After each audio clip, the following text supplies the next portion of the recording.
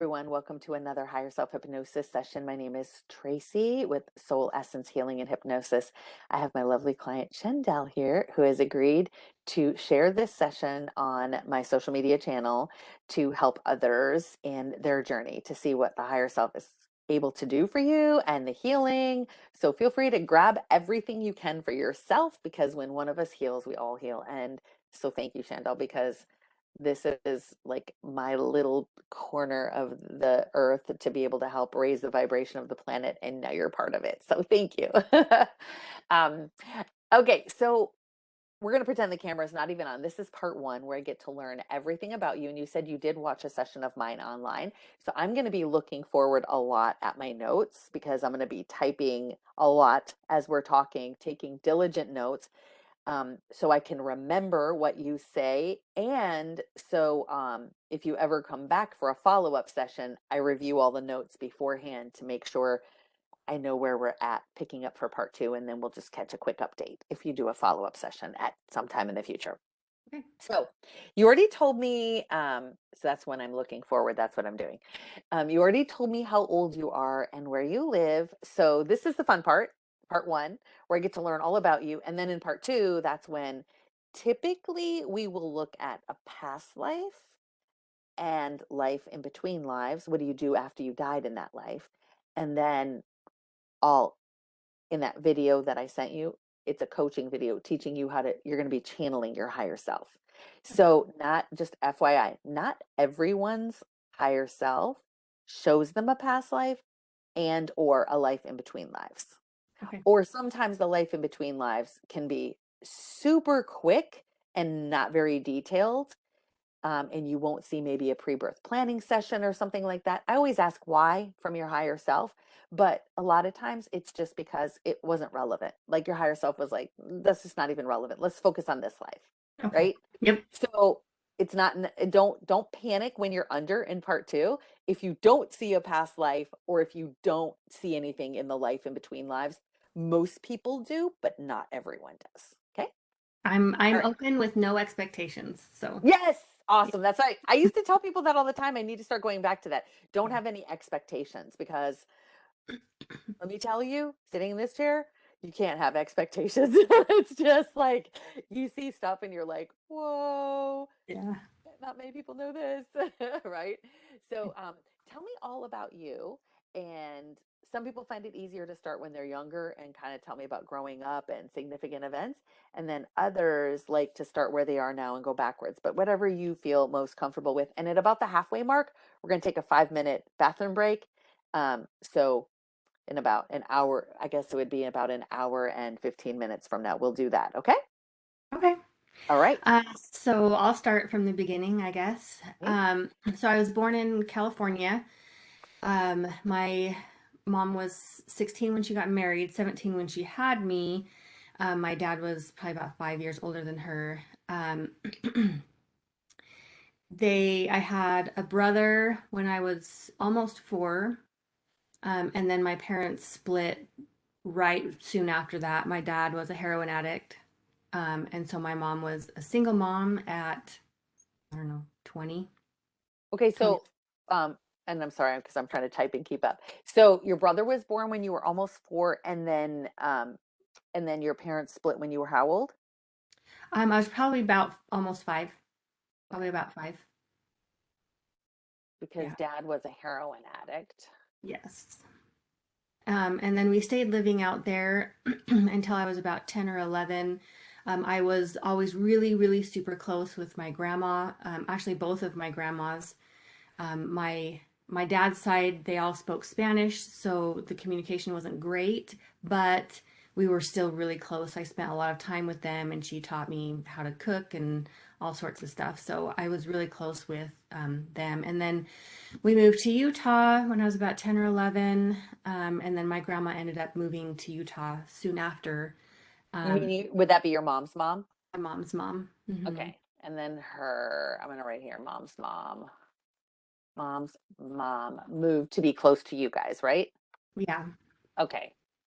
And so she was always just a really important part of my life. And then my mom got remarried and that was tricky. Um, it was difficult growing up as a teenager.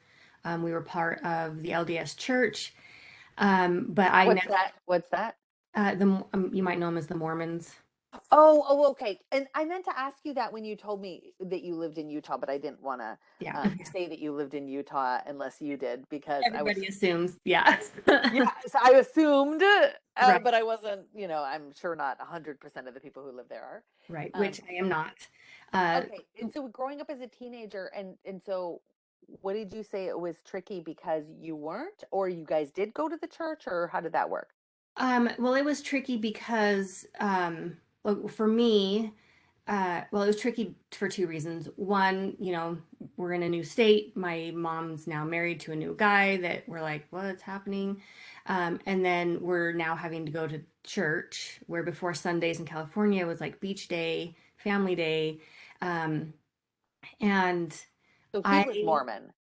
and my mom grew up LDS. My mom grew up Mormon, Okay. but it wasn't, and like my parents had gotten sealed in their temple when I was little, and my mom was pregnant with my brother. But then everything kind of fell apart soon after that. Um, but I always, in going to that church, I always knew it wasn't for me. There were things that they would say, and I'm like, that's not true. That's not right. This doesn't feel good. And I just never expressed it because that would have not, like, my voice was not accepted in my home. Um, and so as soon as I was 17 and I moved out of my house, I didn't go back. Like, and there's nothing like it's good for some people. I won't talk bad about it.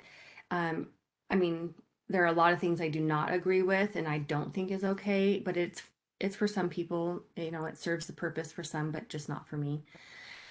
And it is interesting to live out here and not be part of that community because it's so huge I here. heard that, and that I've heard other people in sessions talk about how like kids weren't allowed to play with other kids and stuff because they were discriminated against for not being in the Mormon church and things like that. So, yeah, that's interesting, right? And so I have two kids, and we've been very, very lucky. Like my ex-husband, he grew up Catholic, so we both had experienced, the two different dynamics. But the neighborhood that we moved into, we had a lot of non-LDS people, and so our kids had really good foundation. And my daughter did have to deal with it a little bit, and like her not being able to fully be herself because she was afraid she would lose friends if she was. So we did experience a little bit of that, but it hasn't been bad. All of my son's friends are Mormon right now, so I'm not sure how that's going to turn out, but we'll Okay, so see. what about your brother? Did he jump into the church or did he not have anything to do with it? What happened with brother? So because he was so much younger than me, he was much more influenced. Okay. He really, really wanted acceptance from my stepdad and from my mom. So he tried to do everything that he could in their eyes is right. So he ended up going on an LDS mission, came home really super depressed, ended up leaving the church after a while and was better, but he just got remarried and actually rejoined the church. So Uh, he's he says he still doesn't believe everything, but it's important to his wife, and so he's going to go to support her. So I have mixed feelings about that. uh, Yeah, but it's not for me to. it's his journey, right? Yep. Yeah, Yeah. yeah. Yeah. Live and let live, right? That's just the way to peace. Yep.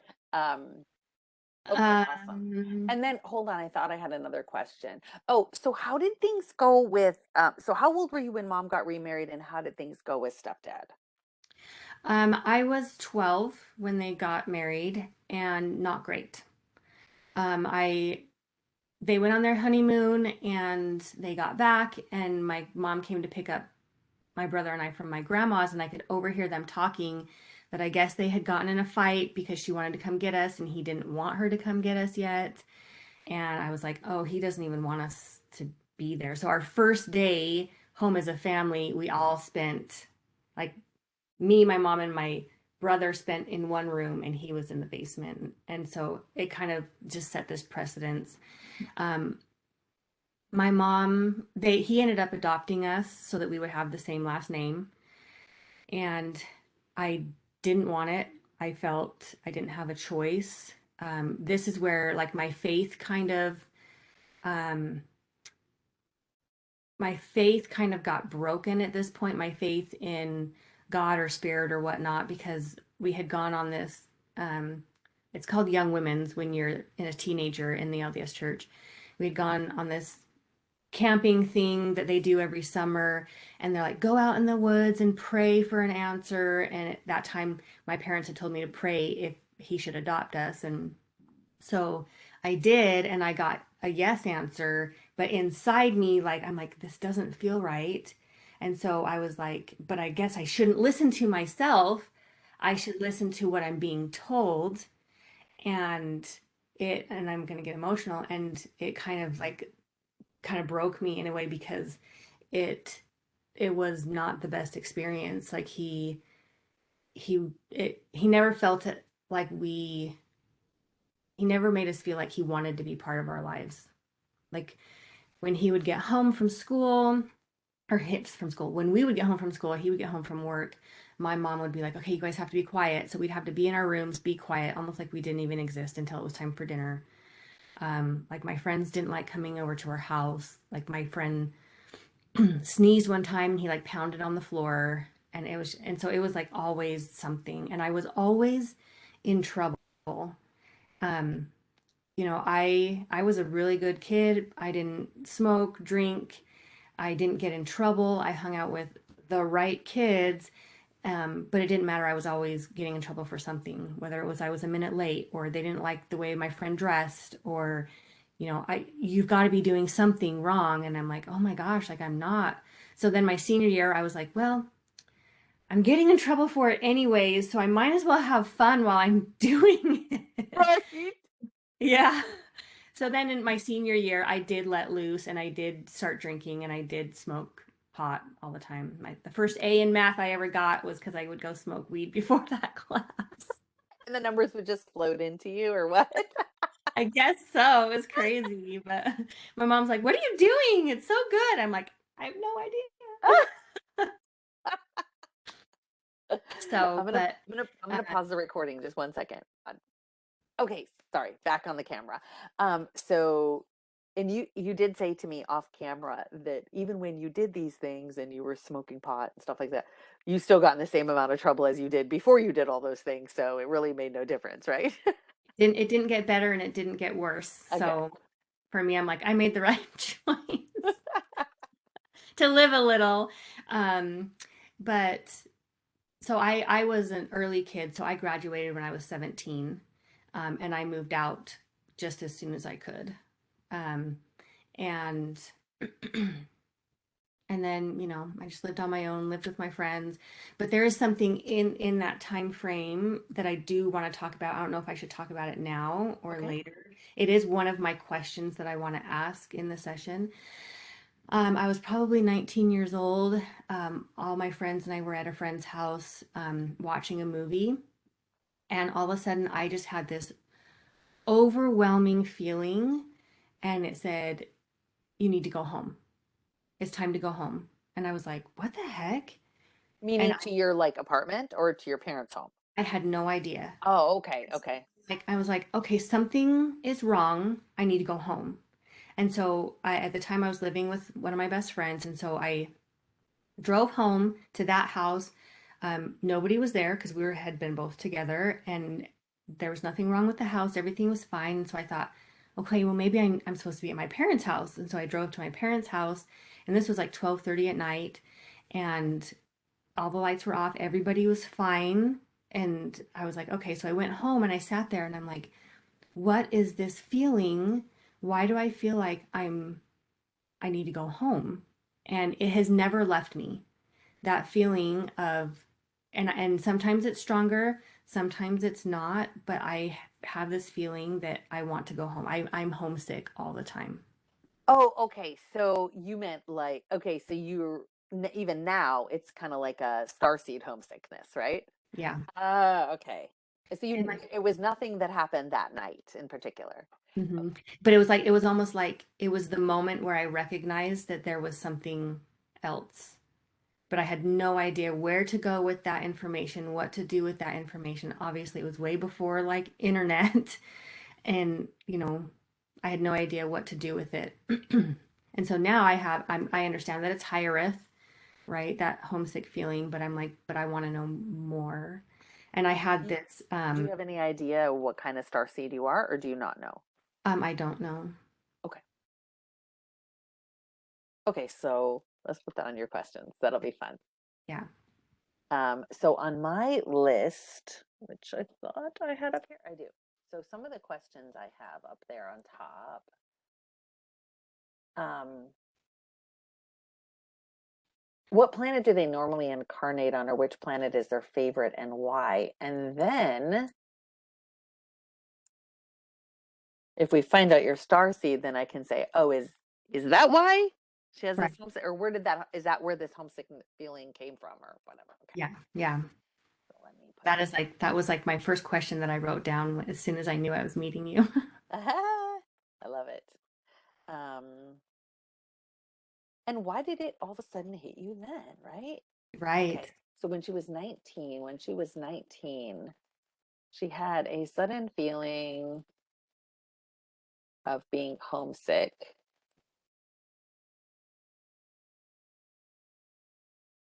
and it still lingers today. How does it impact you today? It's just kind of like low key in the background, or Mm. yeah. And there's some times where like I will feel sad, and I'm like, oh, and sometimes it feels heavy, like I'm tired. I'm tired of being here. Can I just go home now? And so, and like about a year ago was the last time I had one of the really strong hits because they will come every so often.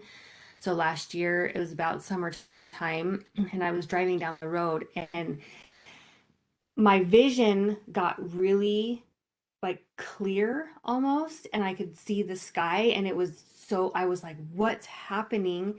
And then I heard it again, it's time for you to come home. Oh, And I was like, holy shit, am I about to get in a car accident? Like, am I right. about to get in a, am I about to die? And so like just kind of like slowed down and I'm like driving and it was just a long road. And I was like, okay, I don't know what this means, but I accept whatever this means. Nothing happened. I went home. Like everything kind of came back into like regular vision and I went home. And so I'm like, is it home to myself? Because at that time I was going through a lot of turmoil and in the outside of things that were happening with me. And so I'm like, is it that I need to come home to myself? Am I needing to come back to me? Oh, And is that what I'm looking for? And so I started to kind of work on those types of practices of coming back to my center. And if that was just like a reminder for me, or if it's something bigger that I should be doing or should be connecting with as part of my gifts, and I just haven't been able to do that. okay. I'm gonna take that and make it into a question too. Is there something quote unquote bigger that she is meant to do with her gifts? You said with your gifts, Yeah. her gifts in this life, and if yes, what is that? What did she pre-plan that she wanted to accomplish in this lifetime? Have you read Dolores Cannon's The Three Waves of Volunteers? No, Oh, did you not know? Do you know about that book? no. Oh, you're gonna love it. Okay, Dolores Cannon. It's The Three Waves of Volunteers and the New Earth. So it's all about star seeds coming down to volunteer, and the three waves are the different kind of like different generations. So you and I would be second wavers. Okay. And then the third wave are the young ones, younger Hmm. ones, like starting maybe 30s below, 25-ish, 28-ish, 30 and below. So like my 27-year-old daughter, she's definitely a third wave. My baby girl is definitely a third wave, right? Um, Both of my children are definitely. third wave, yeah, yeah. But this book is full of clips of hypnosis sessions that Dolores Cannon did where like someone would be like, "Yeah, I'm missing time here. What happened?" And then she puts them under hypnosis and they go and discover how they were beamed up, into a spaceship and that their star seeds here and she talks in the back of the book. So she was that book written in the 90s, I think? 80s or not, I think maybe the 90s. Um, could be off on that. But she died before COVID. So Dolores Cannon died before COVID. But in the very back end, one of the stories, and I should go find it and bookmark it, it talks about a virus coming to the Oh, planet. Like someone saw it in one of their sessions. Yeah. gosh. Yeah. So yeah, I think you'll like it. It's not on Audible, so you got to read it. But okay, so I have the first question. When she was 19, she had a sudden feeling of being homesick and it still lingers today. Is that being homesick for her home planet, or does it mean she needs to come home to herself? Okay, perfect. And then I'm going to say, what can you tell us about that? What can you tell us about that? And then the second question, is there something quote unquote bigger that she's meant to do with her gifts in this life? And if yes, what is that? What did she pre plan that she wanted to accomplish in this lifetime? Thank you. All right. Okay. Back to the notes, back to your story. Okay. Uh, I guess I got married at 24. Okay. So Um, what did you do after you got out of high school? Did you go to college or did you just start working? I just started working. Yeah, I mean, I didn't do anything spectacular. I worked and went dancing a lot with my girlfriends. Dated a Okay. lot and just had fun. Like those were my fun years. Lived life Okay. And you met your husband at 24, and how did you meet him? at work. Okay. Yeah. And like the thing that's funny and I look back on it now, like I when I was in graduating high school, my mom said, she's like, make sure you marry somebody who can take care of you because you can't really take care of yourself, which was whatever, part of her languaging.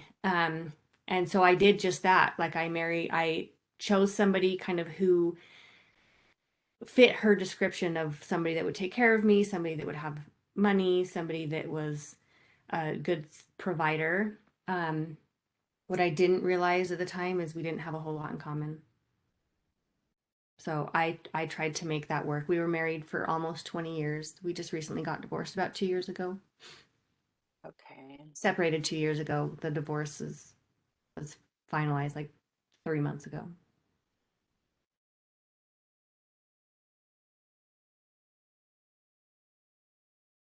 Okay. So hold on. I think we missed a little bit here. Um, about mom. Okay. How was your relationship with mom growing up, though? Do you feel like you have any leftover, like trapped emotions or traumas or anything you Um, want to address with regard to mom's relationship with you? I, I mean, I for sure do. In the last 10 years, I've done a lot of work around my relationship with my mom. So there has been a lot of healing there. And just recently, like I had asked her the question, what was it like for you to raise us? Because I'd never considered what it was like for her.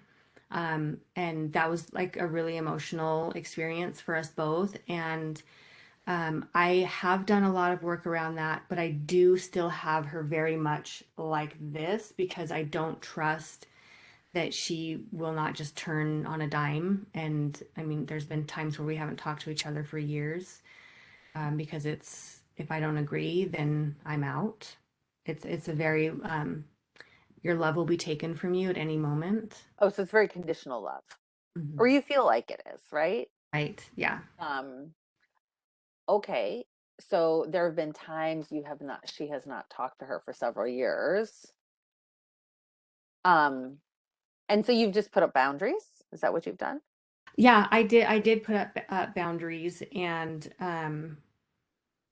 she it's funny she came back around when my ex and I were starting to build this house and it was supposed to be in this parade and she like looked him up and on LinkedIn and was like, "Oh, everything's going so great with her, so I'm going to reach back out." And I was like, "Look, if we're going to have a relationship, these are my boundaries.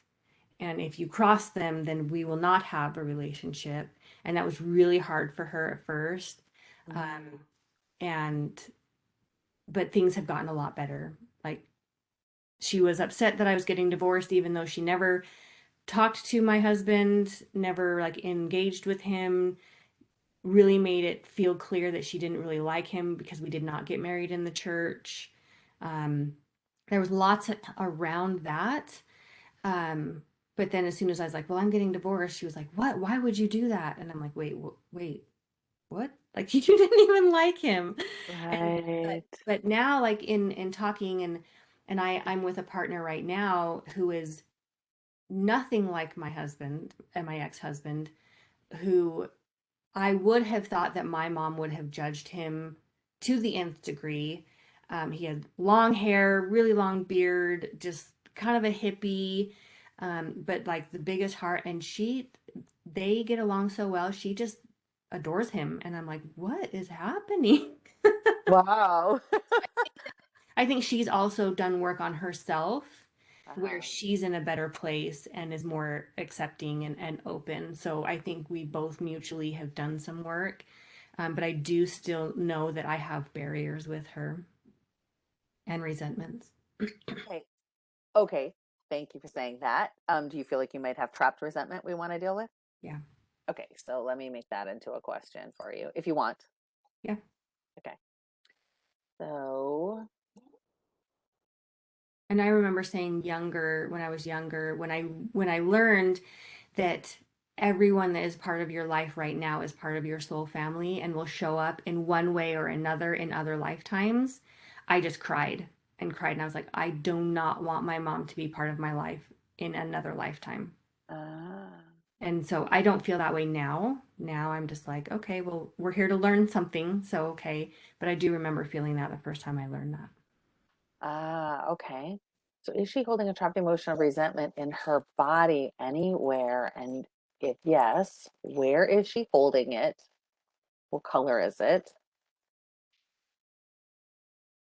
Can you remove it and send it to Creator's Light and replace it with what do you want replacing your resentment with? Unconditional love and light, or do you want something else? With, okay, with unconditional love and light, and tell us what that looks like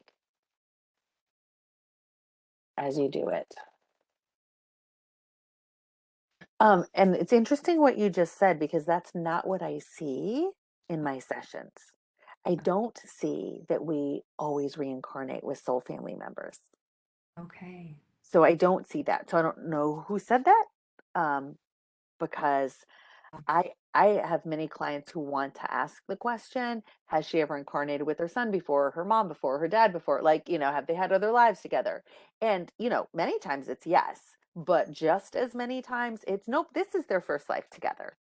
He Okay. wanted to learn this lesson and she wanted to learn its opposite. So it was like a perfect match, Okay. right? Yeah. Okay. Yeah. So it's not necessarily true. Um, and because like with my first husband, who did some terrible things and was very abusive, I asked if him and I had any other lives together before, and the answer was no, we didn't. He wanted to experience being the aggressor, abuser, and I wanted it for all the lessons that ended up happening to me, and we just got paired together. Okay. Yeah. So there's another really good book. Have you heard of this one called Your Soul's Plan by Robert Schwartz? I think I have heard of that one. That's Yes. a really good one. It's full of Yes. story. It's good for Audible. If you want to read it, you have to have a lot of time because it's really thick. But it's a really great Audible book because it's full of stories, hypnosis stories of lives in between lives where they look at the pre-birth. So you'll hear the story about their life and how difficult it is, and all these stories are totally different, but there's stuff in everyone's life that you can grab and go, "Oh my gosh, wow." Like it will help you. But it's looking at the pre-birth plan. Why did they choose, and the guides, and why did they choose these things?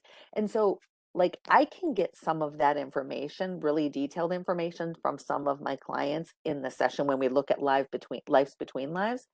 But what happens is in his, he used a medium and a channeler and maybe one other person. So combining the hypnosis with two or three others, they were able to see it from different angles about the pre-birth plan and why they chose this and that. So it's really in depth about Okay. why they Yeah. chose certain situations. So you get a ton of insight. His second follow-up book, which is literally just a continuation, is called Your Soul's Gift. So Okay. the two of them, and this Your Soul's Gift, I think, is the one that has a suicide story in it. Okay. Looking at that a little closer and why they did that, why they chose that, all that kind of stuff. But anyway, incredible, So incredible books. I, I'm like, it sounds familiar, but actually I'm listening to Journey of Souls, which is, That's a good one. yeah. So I Yeah. was like, is that the same one? But it's not. So, Yeah, okay. Journey of Souls is really good. Those are one of the first ones that I did too. Um, Give me one sec. I'm gonna pause it really quick. Yeah. So, any back in the recording, any other things about mom or mom healing, mom issues that you want to address, or you think we're good there? I think we're good there. Like, I Okay. feel like I've done a lot of work there, and I'm also enjoying the process of where we are going, and it's my learning to trust this process right now that I feel like I'm okay. And you live near mom or no? I'm about an hour and just a little over an hour away. Okay, is she a good grandma? No. Oh, okay. Actually, Okay. she's not a bad grandma. She's just not involved.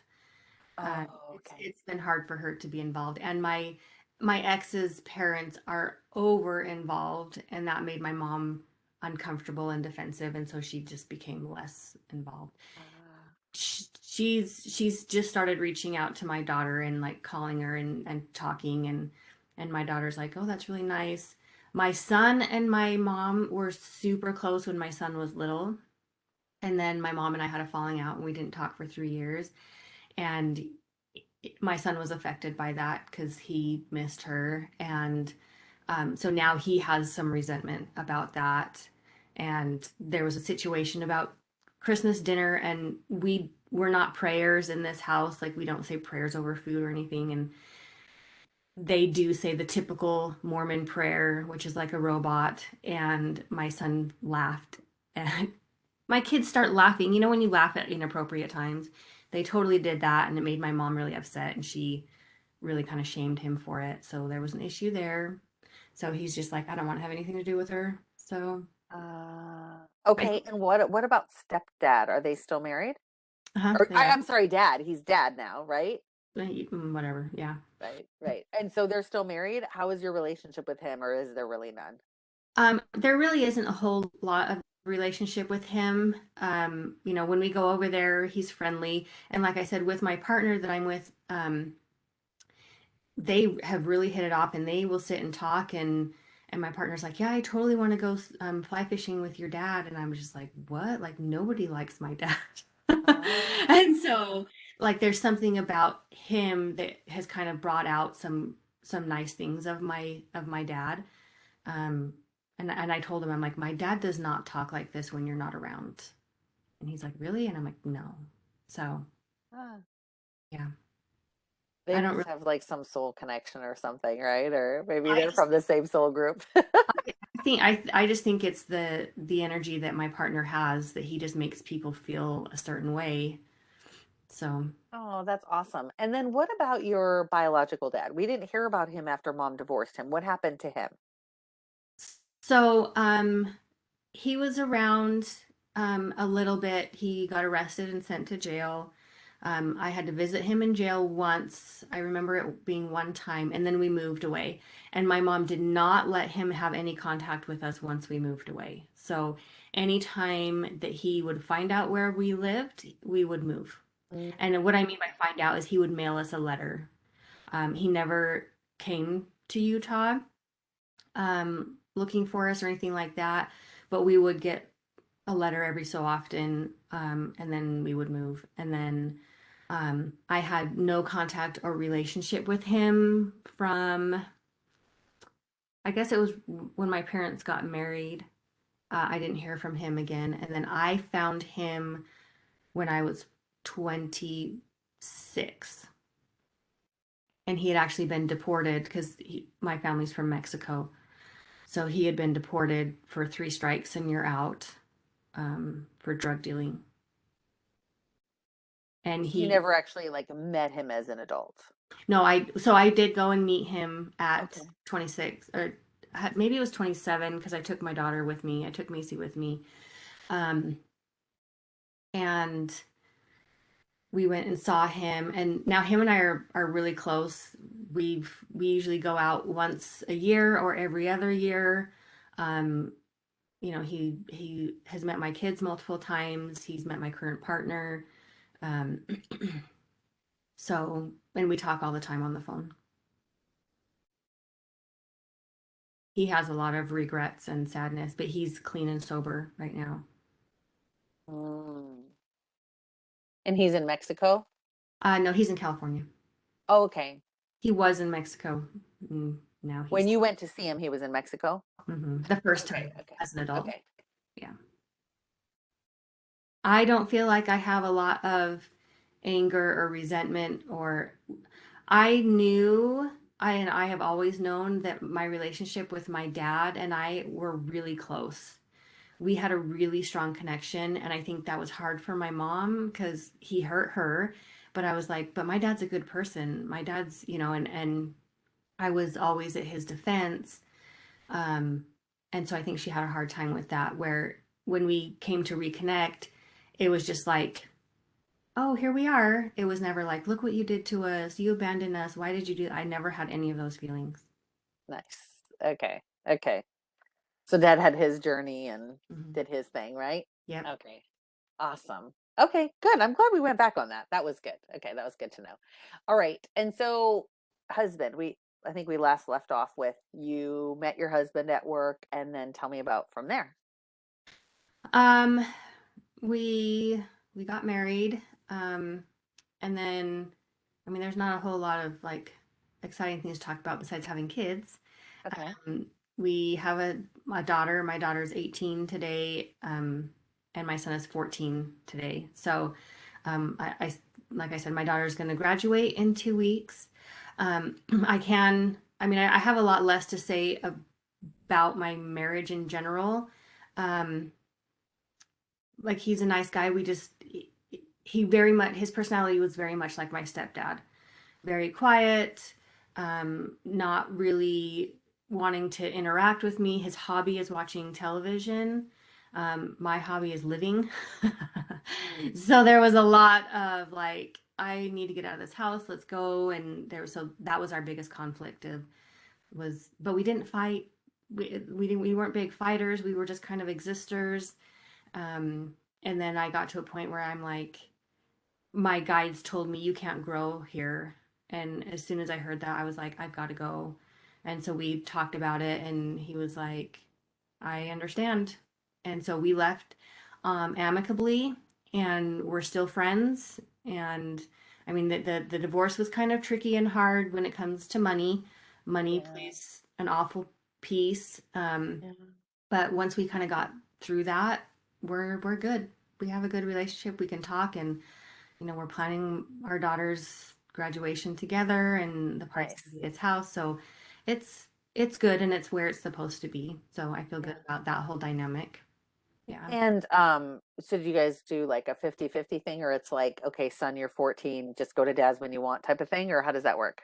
We do have 50-50. I think that Okay. once my daughter leaves for college, uh I kind of feel like it should be that way, like come and go when you please, but he might need the structure, so we're kind of open. Got it. Got it. And obviously daughter's on her own now, right? Um, and you said she's going away to college, right? You said that? Yeah, she is. I will say one thing about my my ex. I do have some resentment there because, like, after we were separated, my son said, he's like, I actually think this was a good thing because now dad pays more attention to us. And and then just last week, my son said, he's like, yeah, I'm kind of more dad that way, where I don't really like people. And he's like, but since you guys got divorced, dad's more social and he's going out and doing a lot more things now. And so I do feel like I have a little bit of resentment about that because I'm like, why did we have to tear apart our family in order for you to be the dad that you should have been and for you to be social and want to go do things? Why couldn't we have done that together? But I also know that, I'm also a catalyst for change in people, and I don't always enjoy being that person. Okay, so we addressed resentment. So I think we're going to be covered with Okay, just, I didn't specify, I just said resentment in general. that's good. Do you Some more want, resentment I'll need to talk about. okay, I was gonna say, do you want, unless you want me to address specifically this person or that person, or we could just say, does she have trapped resentment in her body? That's perfect. Okay, awesome. Okay, so any questions around the marriage or your children? I do have questions about my children, so Okay, I'll talk about my kids for a second.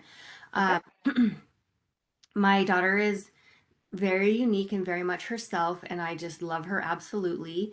I learned really early that I was not meant to form her, she was meant to teach me. And so I let go of any expectations of who I thought she would be or should be, and that made our relationship beautiful. She has extreme gifts that um, it's amazing to watch. And she tells me some of the things that she can do, and I'm just like, what? How do you As do in spiritual things? that? Oh, wow. Okay. And so if there's anything I need to know about her or how I can help her, like stand in her truth or just support her in the things that she can do, I have a vision of what she's kind of going towards, but I don't want to influence her in any way, so I keep that to myself. But if there's any way I can just support her in a way that doesn't feel like I'm pushing, I would love to know that. My son um, was gifted early. He used to have night terrors all the time, and it was one of the first things that got me starting on the path that I'm on. Um, is I was like one night I went in and I was like, just rubbing his back. I'm like, "Are you okay? Like, what's going on?" And he was like, "Grandma keeps playing with my toes." And this was my grandma just absolutely adored him when he was a baby, and she would do penny white, penny whizzle on his toes. And, penny white, penny whizzle, toey tight, toey tizzle, little LinkedIn bob. And she did that all the time when he was just a baby. And so she passed away when he was about three, 2.5, 3. And so then one night he was like, Grandma keeps playing with my toes. And I was like, oh my gosh, is this why he's having night terrors? And so I said, is there anybody else? And he goes, yes, there's a guy. And he had like this loft bed that had a slide. And Okay. so the slide slid down to the corner of the room. And he said, yeah, there's this guy who stands in the corner of my room, so I can't get out of my bed. And I was like, okay. So I had to learn and we had to teach him sovereignty. We had to teach him to claim his space. We had to teach him to allow and accept and block certain things. So he can see spirits. He didn't overly enjoy it. Which then my daughter was like, oh yeah, grandpa stands in the corner of my room too. And he's even put the blanket over top of me. So it was pretty prevalent. And when I was young, I always had a feeling and a sense of spirits, but I could never talk to anybody about it, so I just tried to ignore it. Um, and so like with him, he says that he still and I tried to nurture that without being pushy, but I ended up being too pushy. He's like, "Mom, I don't want to talk about it. Mom, I don't want to tell you." Um, and so now he says that he can still see them, but he doesn't want to talk about it. So I don't want him to lose his gifts, but I also don't want to ruin it for him, I guess. And if there's anything I need to know about that, I would love to know about that. Him and I just had like a super really good conversation about the 9 dimensions, and he was just like, "What the heck?" Like totally interested and like curious. So I know he has an openness as far as that stuff goes. We did not raise them in any type of religion. It's all just been my spiritual practices, and he tells me all the time, Mom, I don't believe what you believe. And I'm like, He that's says, I'm okay. sorry, you cut out. He doesn't what? He doesn't believe what I believe. Okay. And I Is was it like, that's okay. as far as You, spirituality, you mean? hmm Okay. yeah. Which I don't, and I'm like, which parts? And he's like, well, some parts I do and some parts I don't. Because I work a lot with the angels. And then there's like, just feelings of things that I have about spirituality in general. And I've told him, I'm like, you don't have to believe what I believe. I can only tell you what I feel. Then you get to discern whatever is right for you. And I think that's what you should do. But then he did say part of them wishes that we had raised him in a religion so he knew how to talk to people because we're in an environment where it's so prevalent. So, So, are you like me where you're like super open with your kids about spirituality? Is that why yeah. he knows so much about what you believe? Okay, okay, okay, okay, okay. Okay. And been how long have you been on your journey, so to speak, or talking openly about spirituality with the kids and stuff like that? 11 years. Okay. So I had cancer and I had a radical hysterectomy 11 years ago, and that is what like catapulted me on my journey and stepping into more of my beliefs, more of my gifts, more in helping people along that path. Okay. So was it like ovarian cancer or what did you have? Cervical cancer. Cervical. I meant to say cervical, but okay, cervical cancer. Um, had cervical, and that was probably the reason to wake you up, right? Okay. For Okay. sure. Okay. And I do have health issues around that still, and so that might be something that Oh, I want to address okay. Okay. when we So go hold on. into talking about the body stuff, because I have a couple things going on with my body. Okay. And then 11 years ago, so your son would have been 3. Mhm. Okay. And So daughter it all was kind of happened at the same time, like him telling us about these spirits, and I'm like, oh my gosh, like I need to learn how to help him. And then I got the cancer, and like everything just kind of like clicked and moved into place. Where, I mean, when he described some of his experiences, I remember those from when I was young and as even a teenager and growing up. And but he was like, I can see them where I could only feel them. I couldn't see, I could only feel. And so I'm like, but how I didn't know what to do. I had no one to help me. So I'm like, I need to know how to help him so he doesn't lose it and have to remember like I did. so okay. I had a question from there. What was it? But he says he can still see him, Mhm. but he doesn't want to talk about it. What about your daughter? How is she could now that she's 18?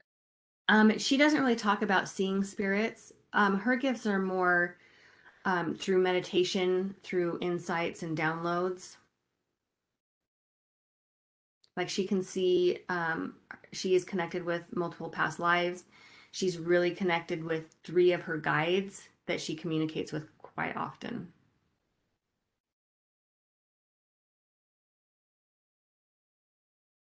Okay. But she calls them herself. I mean, technically, right? Right. I will also say this, like my son had a spirit with him. Her name was Sally. I we got concerned about Sally because he said that Sally was telling him what he can eat and what he can't eat. Um, and when we talked to him about Sally, he would get super emotional. And I said, do you feel like Sally is good or bad? And he's like, I don't want to tell you that. And I was like, I think that maybe it's time for us to tell Sally to leave. And he got really upset. Then he ended up doing it himself. And I don't know whether he just told us that and he kept her or if he actually asked her to leave or not. But she was pretty prevalent and it was not like he did not talk about her like she was what do you call it, an imaginary friend. He didn't talk about her like that. There were like it was a different energy. And that was when he was about how old? 3 or 4.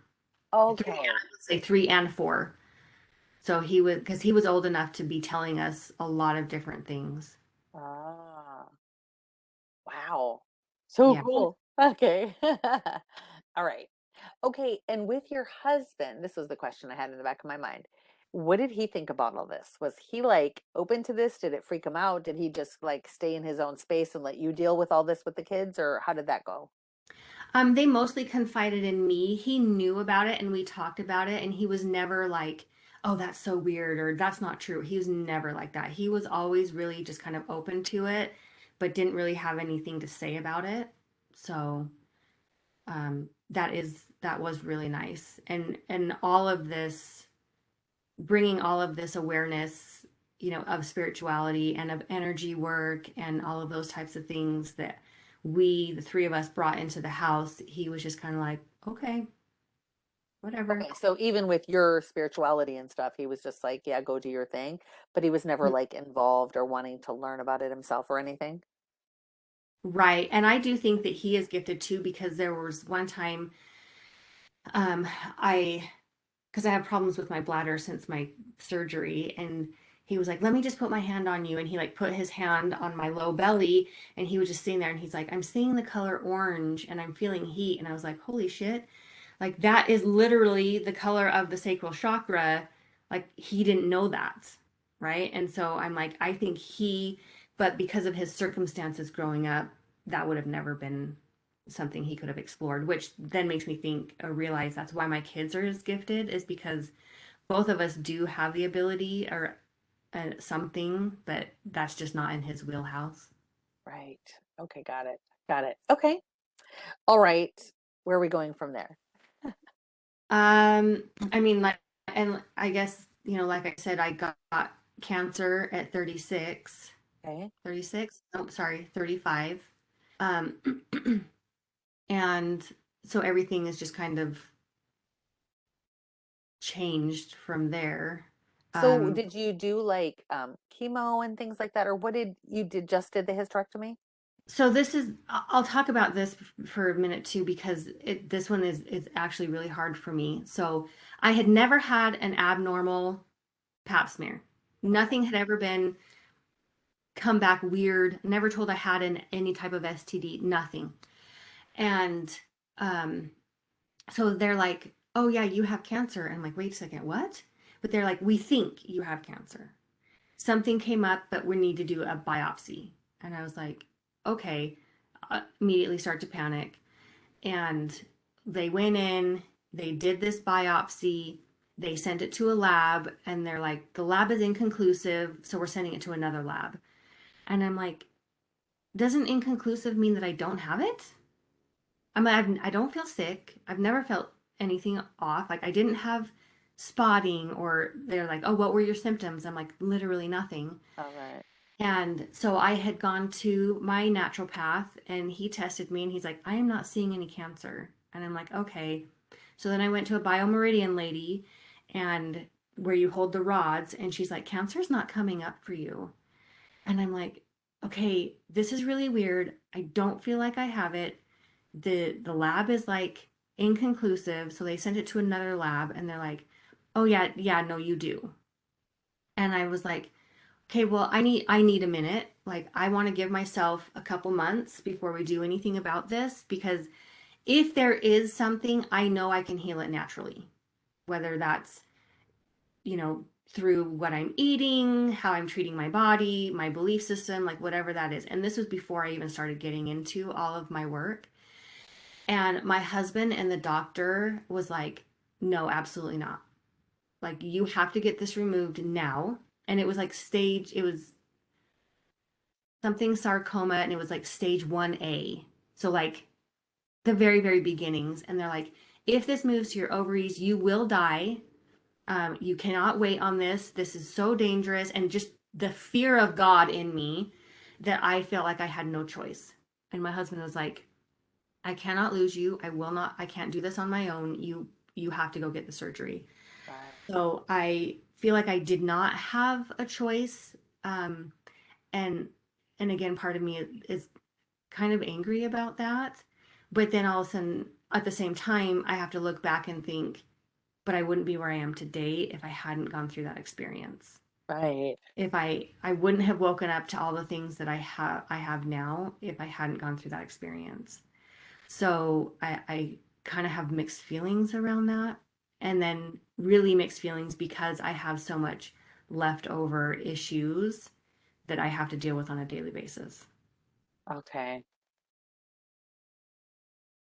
Where I'm like, was that really necessary? Right. So, I mean, do you want to go into the health things and we can just put those down? We can.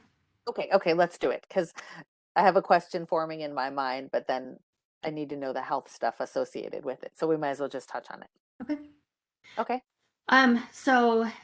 Ever since my surgery, so they took out everything plus lymph nodes. So I have problems with my lymph system and swelling.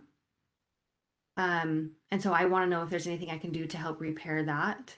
Um, and then I also have no feeling in my bladder. So like I don't know when I need to go to the bathroom.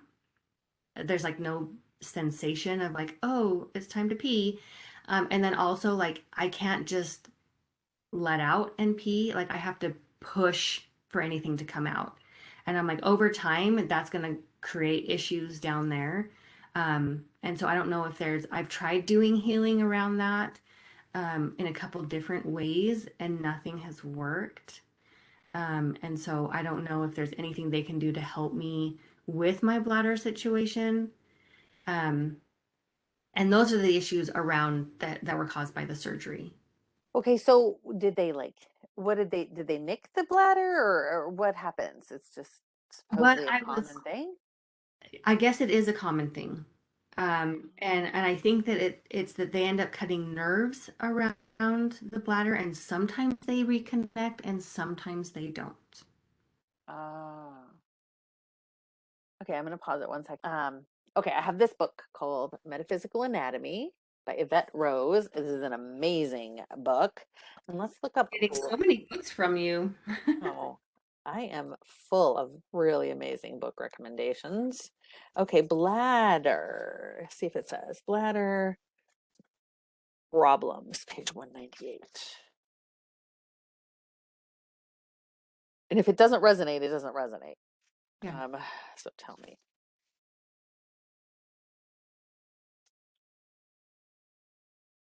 People store a great deal of their daily emotional irritations in their bladder and in the urinary tract. When a person is overwhelmed with a lot of stress, irritation, or feeling pissed off, it can physically surface in these areas. Bladder problems often start when a person is trying really hard to resist being controlled by an authority figure. This could be a boss, mother, father, sibling. You feel a great deal of anger towards someone that is challenging you. Because you feel unsafe expressing yourself towards this person, you often revert to aggression in order to emotionally protect yourself. Your fear of being ridiculed, punished, or attacked makes you project aggression. The aggression forms a buffer between you and an abuser or influential person that is challenging your self worth or territory. You may have a conflicting relationship with an authority figure. A lot of times that's a parent, but an influential figure in your life may have never given you a chance to fully express yourself, leaving you feeling powerless. You feel extremely irritated by someone who invalidated your opinions. This is often a childhood pattern that is now repeating itself in your adult life. You often find it challenging to control your own personal desires. Your motivation and talents may have been attacked by an influential person, which has challenged your ability to succeed.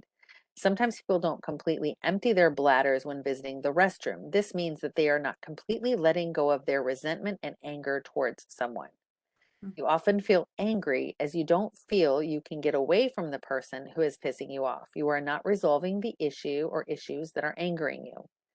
When someone suffers from a bladder infection, it's also related to a recent quarrel that stirred and triggered strong resentment. You feel disgust towards someone in the circumstances you're in.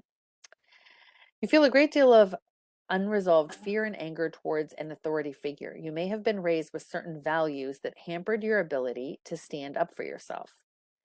You feel you have to be obedient, which leaves you feeling invalidated and resentful. You may also feel that it is impossible to meet the standards and expectations of others. You're often stuck in a vicious cycle, attracting people into your life who trigger your low self esteem, causing you to feel challenged and resentful. Na, na, na, na. Key points. What is the benefit of holding on to resentment, irritation, frustration, or anger? Note that there can be more emotions other than these. Does it help you express boundaries? Is it easier for you to say no when you're angry? Do these emotions keep you safe from being hurt again? Who intimidates you? How does it make you feel to be intimidated by this person? What would happen if you did express your truth? Did your mother or father have similar boundary issues? Did your parents also feel challenged to express themselves or move away from abuse or negative situations? Okay, and then how does it keep you safe to be disempowered by others? What is the benefit? Is it to avoid confrontation, be accepted by others? It feels safer to express your ability to control the environment as the dominant figure in the household made it clear there's only room for one dictator. How did that make you feel? And then strong feelings of anger and resentment towards someone or circumstances who are what made you feel this way, blah, blah, blah, blah. Yeah. I Yeah. pretty much read your mail a lot, didn't it? Yeah. So anger, do we want to, that's another thing I got. Resentment and anger. Do you feel like you might have any trapped anger anywhere? For sure. And actually, I'm currently working on that with my therapist. So Ah, that's funny. And it came to be that like I in my household, I was never allowed to express or feel angry. And so I held on to a lot of that. And my grandfather was an abuser. He like beat the crap out of his kids. My mom was always like, I don't want to do that. I don't want to be that way. And when I would get angry, like I couldn't express it out loud to my mom because she couldn't handle it. So I would go down to my room and I would like punch my bed and I hit my wall a couple times. And then I hit my wall one time so bad that I hurt my hand. And I was like, wait a second, I don't want to be aggressive like this, like my grandpa. I don't want to do that either. And so I started to internalize my anger and hold on to my anger. And it's just like with my partner I have right now, like he has brought out all of this anger that I held on to for a really long time. And not in like bad ways, but like it's like bringing things to the surface where I'm like, actually, wait a second, like I'm mad about that. And then I'm like, I don't know what to do with this anger. Like I'm like, what am I supposed to do with this? Because I no longer have the room or capacity to keep it in because I'm like all the way to the top. And um, so I turned to people pleasing instead. And so then my therapist has really tried to help me learn what to do with my anger, how to feel it, how to express it, how to talk about it. And I'm super grateful. I have a patient partner at the time that, he gets the brunt of it and also is helping me learn. Um, because it's a lot of old stuff that I was never allowed to be angry about, but now I am, and I'm learning to use my voice when things don't feel good or don't feel comfortable. And so there has been a lot about anger in the last couple months. well, there you go. Yeah. Yeah, because it was talking about anger and resentment. So there was something I read about not emptying your bladder. What was that again? The This part means about that they're not completely letting go of their resentment and anger towards someone. You often feel angry as you don't feel you can get away from the person who's pissing you off. And it doesn't mean that they're currently pissing you off, but we live in our head and in our that, past, right? and like I said, like I've been holding on to so much for so long, and like like my partner, like I'm like he was bringing out a lot, like he was like pinging all of these little things, and I'm like what, like no, like da da da, and so I can also be angry with him for those very reasons, but in reality it's because of everything that it's just like bringing it all to the surface. And the one thing that stood out to me when you read through that about holding onto the bladder, I'm like, what benefit is it for me holding on to all of this? And I'm like, okay, so what has been the benefit to me for holding on to all of this? Is it, is it that it keeps me safe and out of, because my number one core value is harmony. And I'm like, well, I don't know how much harmony I've ever had in my life, but that's because I people please to make sure everybody else is good. If everybody else is good, then I'm good, but in reality, I'm not good. And You think so you're still a people pleaser? so that has been I've been doing core values work. I just got certified in doing it, so I learned that about myself just recently. That I'm like, oh my gosh, I see how that applies to almost everything I've ever done. And so I am choosing differently now, where I'm asking myself what it is that I need before I do something for someone else. So that's something you're actively working on. Yep. Okay. And so you don't have any questions about that because you're like, okay, that's how I am and that's why I did it, or do you have any questions about Um, following the program of being a people pleaser? Do we want to ask if they can do that? yeah, maybe. Let's ask, right? Yeah. Okay. And do you want to ask what has been the benefit of you holding on to anger and resentment? Yeah. Okay. What um for her, for her, what has been the benefit to her of holding on to resentment and anger slash how did it serve her, right? Yeah. And she recently discovered she has a people pleasing Coping mechanism. program. Mm-hmm. um, are you able, wait, here's a question I have. When people have a program like this, is it stored in any particular place in their body, say their subconscious mind or wherever? And are you able to pull this program from her now, send it to Creator's Light, and download in her instead Creator's definition of sovereignty Ooh, yeah, I like that.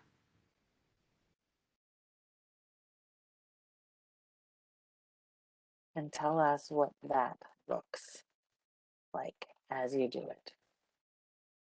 That'll be a fun one. Yeah. I'm like, ooh, I I'm getting excited. like that one. I like that one for you. I'm excited for you. Yay. Okay.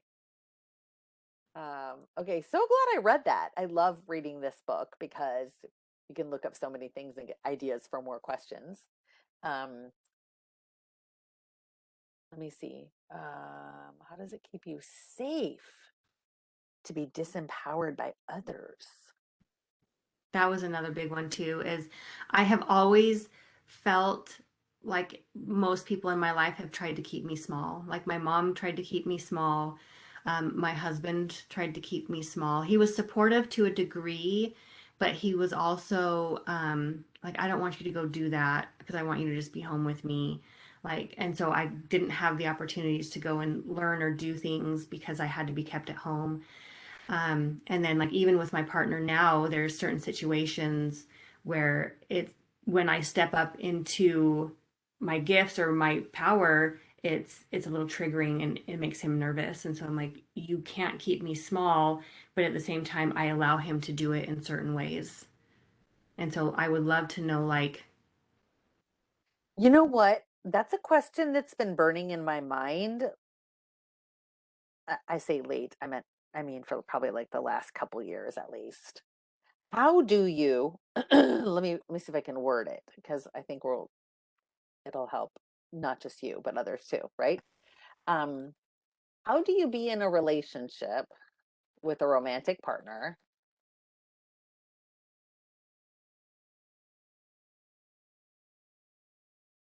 and walk the fine line of yielding. No, what is it called? Compromising? Okay. Compromising on things that come up without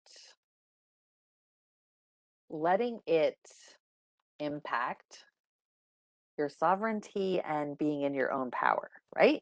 Yeah.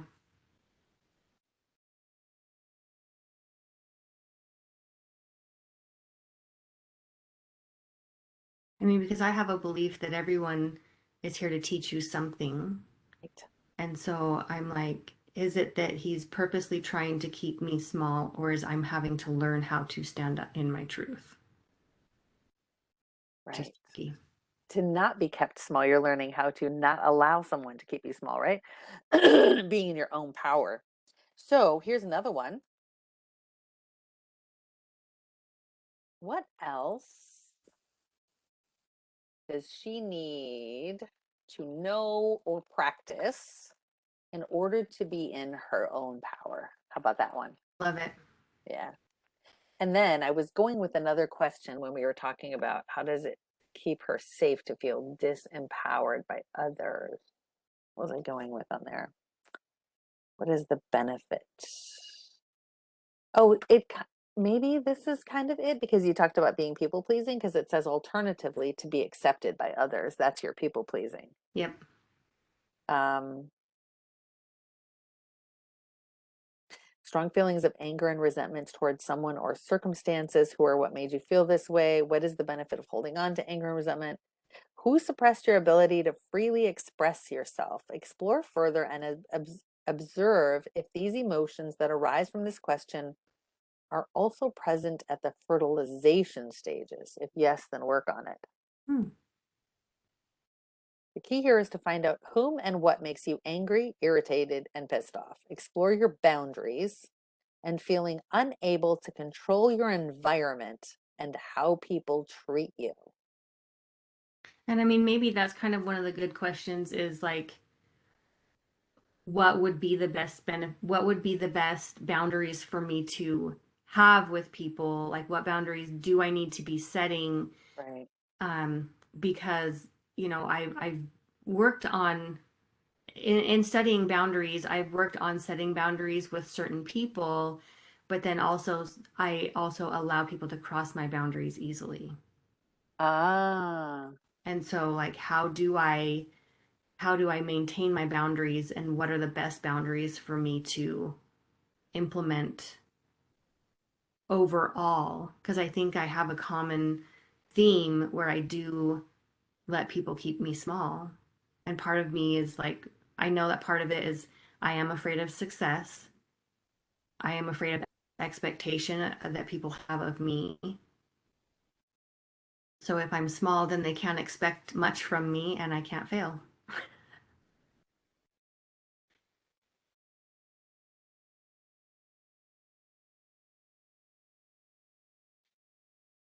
so playing small has served you, and then you don't have to worry about failing, right?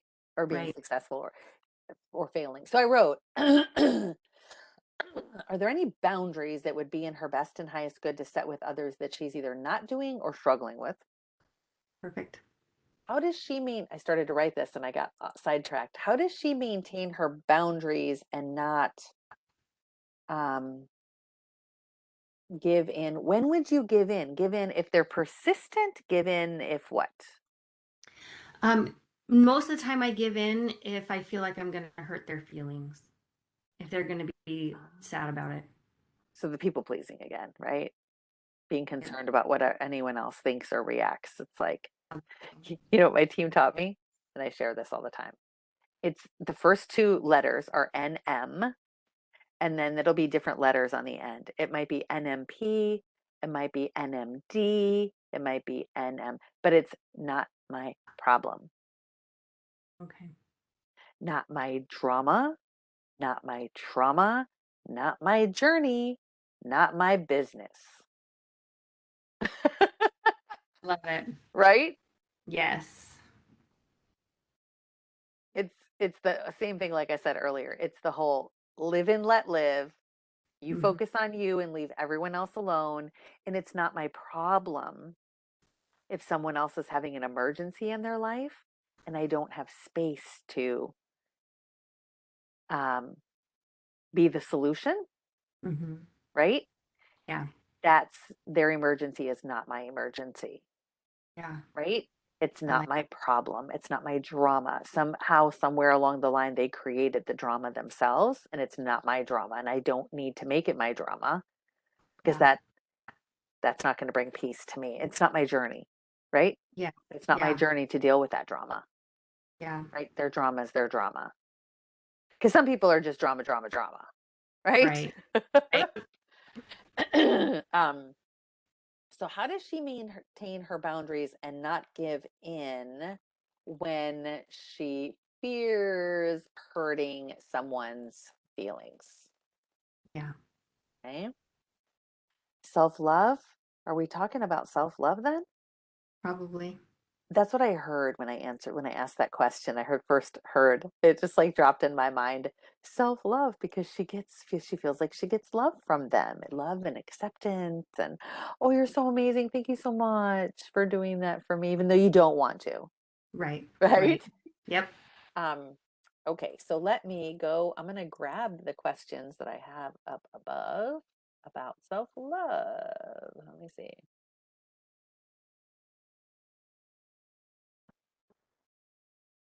And worthiness or no? I Self-worth and self-love or just self-love? I think it's just self-love. I mean, it's tricky because I do remember my mom like back in the day being like, "Who do you think you are?" And I remember feeling like, "Well, I am me. That's who I am." So it's not like, "Oh yeah, who do I think I am?" I don't know if I felt that. Right. Okay. Okay. Although I will say my core wound is that I don't feel valued or I don't feel valuable. So I don't know if that's the same thing as worth. I think it's worthiness. But let me ask, this is how I asked the question. I asked, would it benefit her to have you download creator's definition of worthiness into her? Okay. Sometimes the higher self will be like, no, she's good there. And then we Okay. just move on. But otherwise, if like, okay, then can you do that now and tell us what it looks like as you do it? And then I follow up with, would it also benefit her to have you download the program of I know what it feels like to be worthy? And then I know how to live my daily life being worthy. Okay. I love that. Yeah.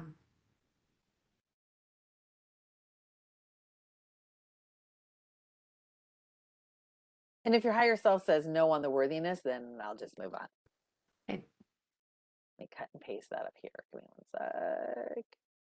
Okay, so with the self love, this is the progression of the question. So it's downloading creator's definition of self love. Then the program, I know what it feels like to love myself. I know how to love myself, which higher self a lot of times says that's the best one, Yeah. right? The how to love myself. And then I ask, what are some things she can do in her daily life to increase her self love? I And love it. that, of course, is straight up homework, Yeah. right? Love homework, so that's good. Right, right. And I tell people it's up to you if you do it. Right? It's totally your thing. So we're definitely over the halfway mark. Let's take, and I have to go to the bathroom. So let's take a quick 5 minute bathroom break and then we'll come back. Okay. All right. You can hear me, right? Yep. Awesome. Okay.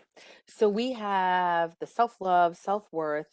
And then if I go back to the notes, you said the other issues you were having, you had the lymph nodes removed. Mhm. And so you're Right. having swelling. And why did they have to remove the lymph nodes? So, I mean, I guess if cancer gets into your lymph nodes, you're a goner. And so they remove lymph nodes around the affected area just in case. Ah, but they Yeah, didn't necessarily find it there, or you don't know. they Okay. didn't. Okay, what about this?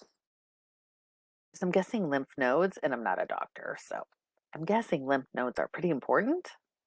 Yeah, because they filter out all the toxins in your body. What if we ask for an energetic implant? Oh, to do the work of the lymph nodes that were removed. Should we ask for that? Can always yes. ask, right? Yeah.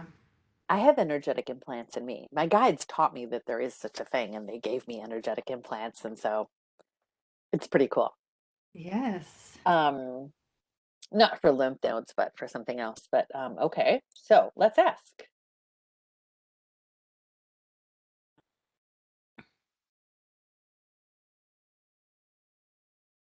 Oh, we didn't even touch on the health stuff yet. We were talking about anger and self-love.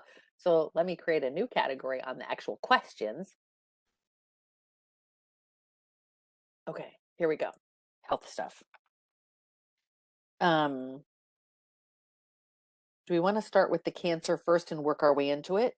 Do you want to know if there was some other meaning or purpose or I mean, I feel like I know what the other I know what the meaning was. okay, I feel like I know that I did it to myself because okay, of shame.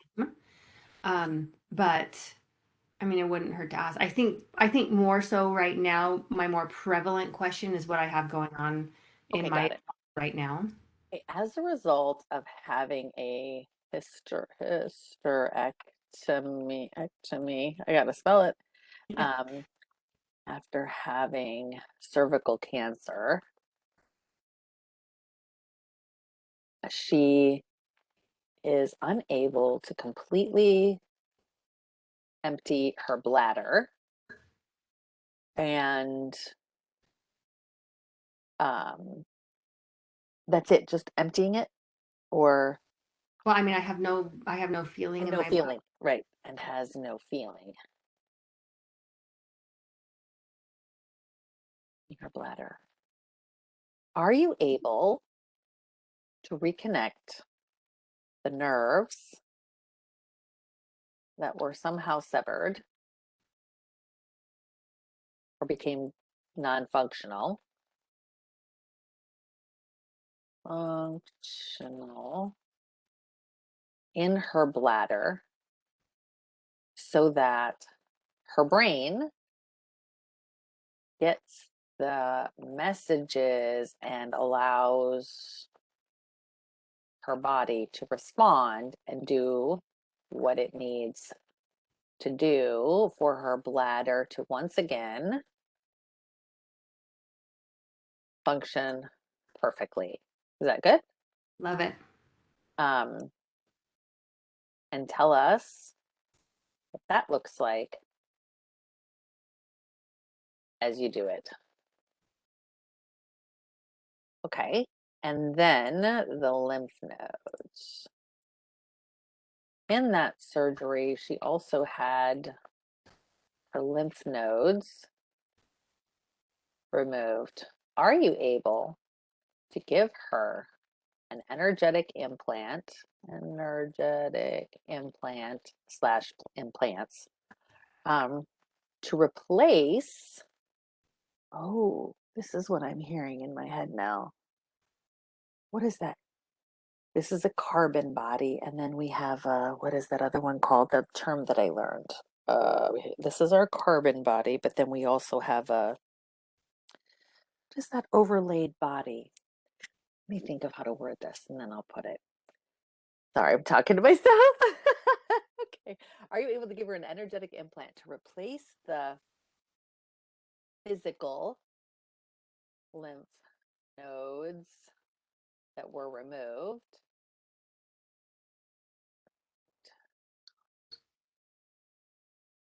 so that that implant or energetic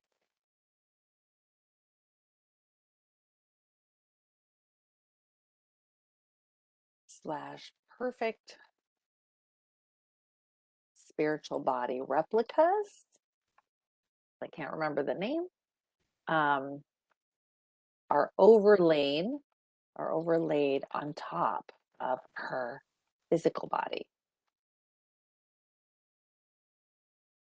so that she can once again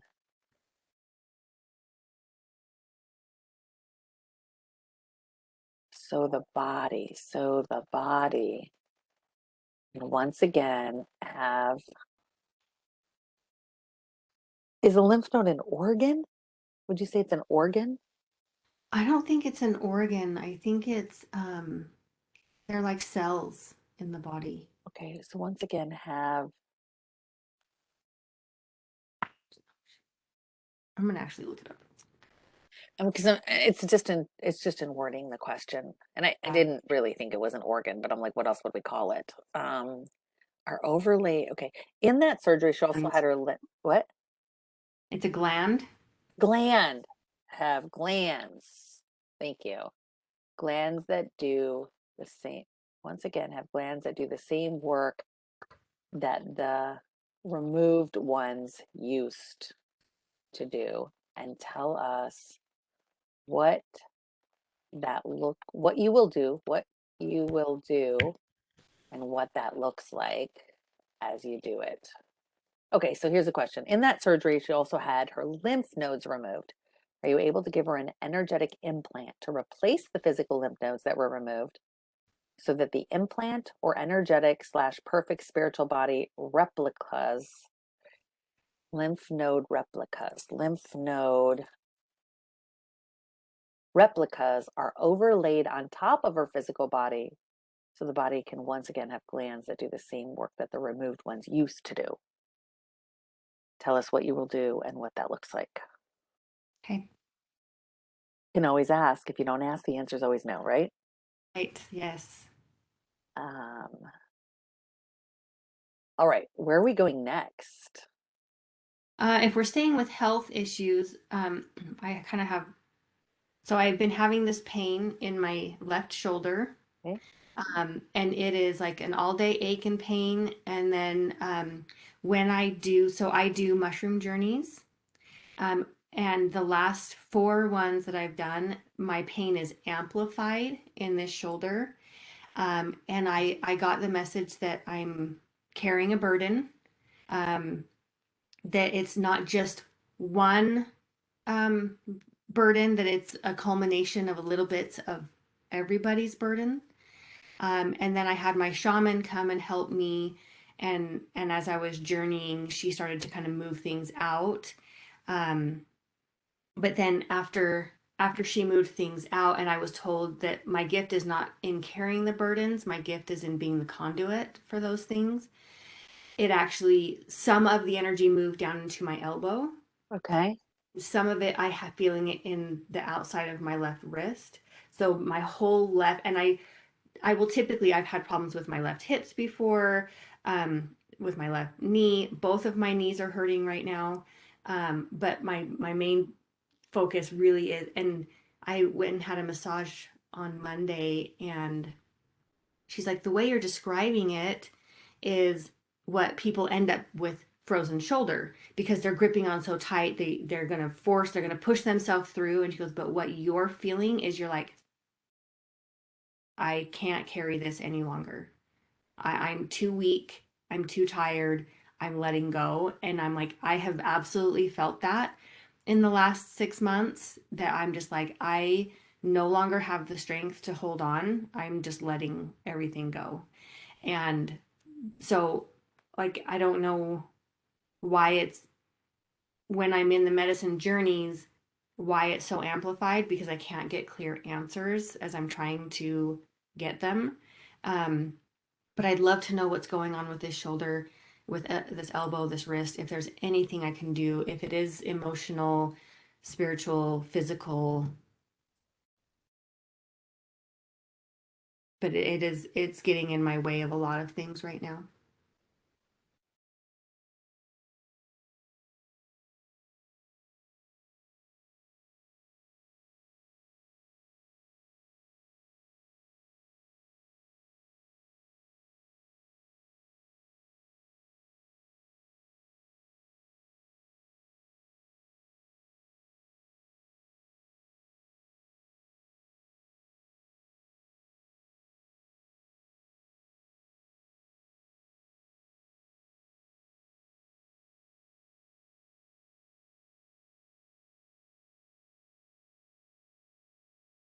Okay. What's going on with the pain in her left shoulder, elbow, and wrist? Is it physical, emotional, mental?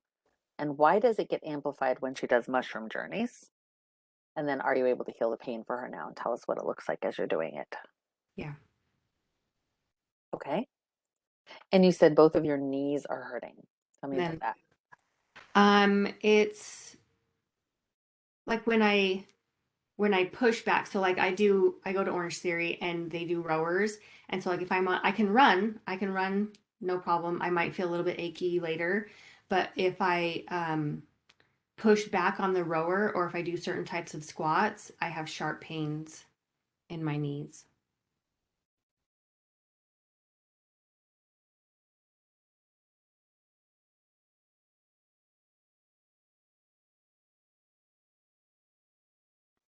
Let's see if any of this resonates. You have found yourself stuck in an uncomfortable situation. You don't have an actionable plan to move forward on a project or in your personal life. Your perception of the future is mixed up with your own inner fear and dread of being ridiculed, judged, or rejected. You fear being judged by family members if you follow your dreams. You feel disempowered by life due to past failure that left you feeling judged, humiliated, or attacked by others. You're entering a new stage, phase, or transition. This could be a pregnancy that you feel obligated to follow through on. You have a fear of success. Oh, well, there we go.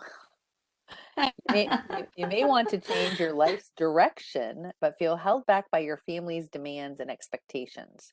You have a fear of disappointing your parents if you make certain changes. You also don't want to leave your comfort zone.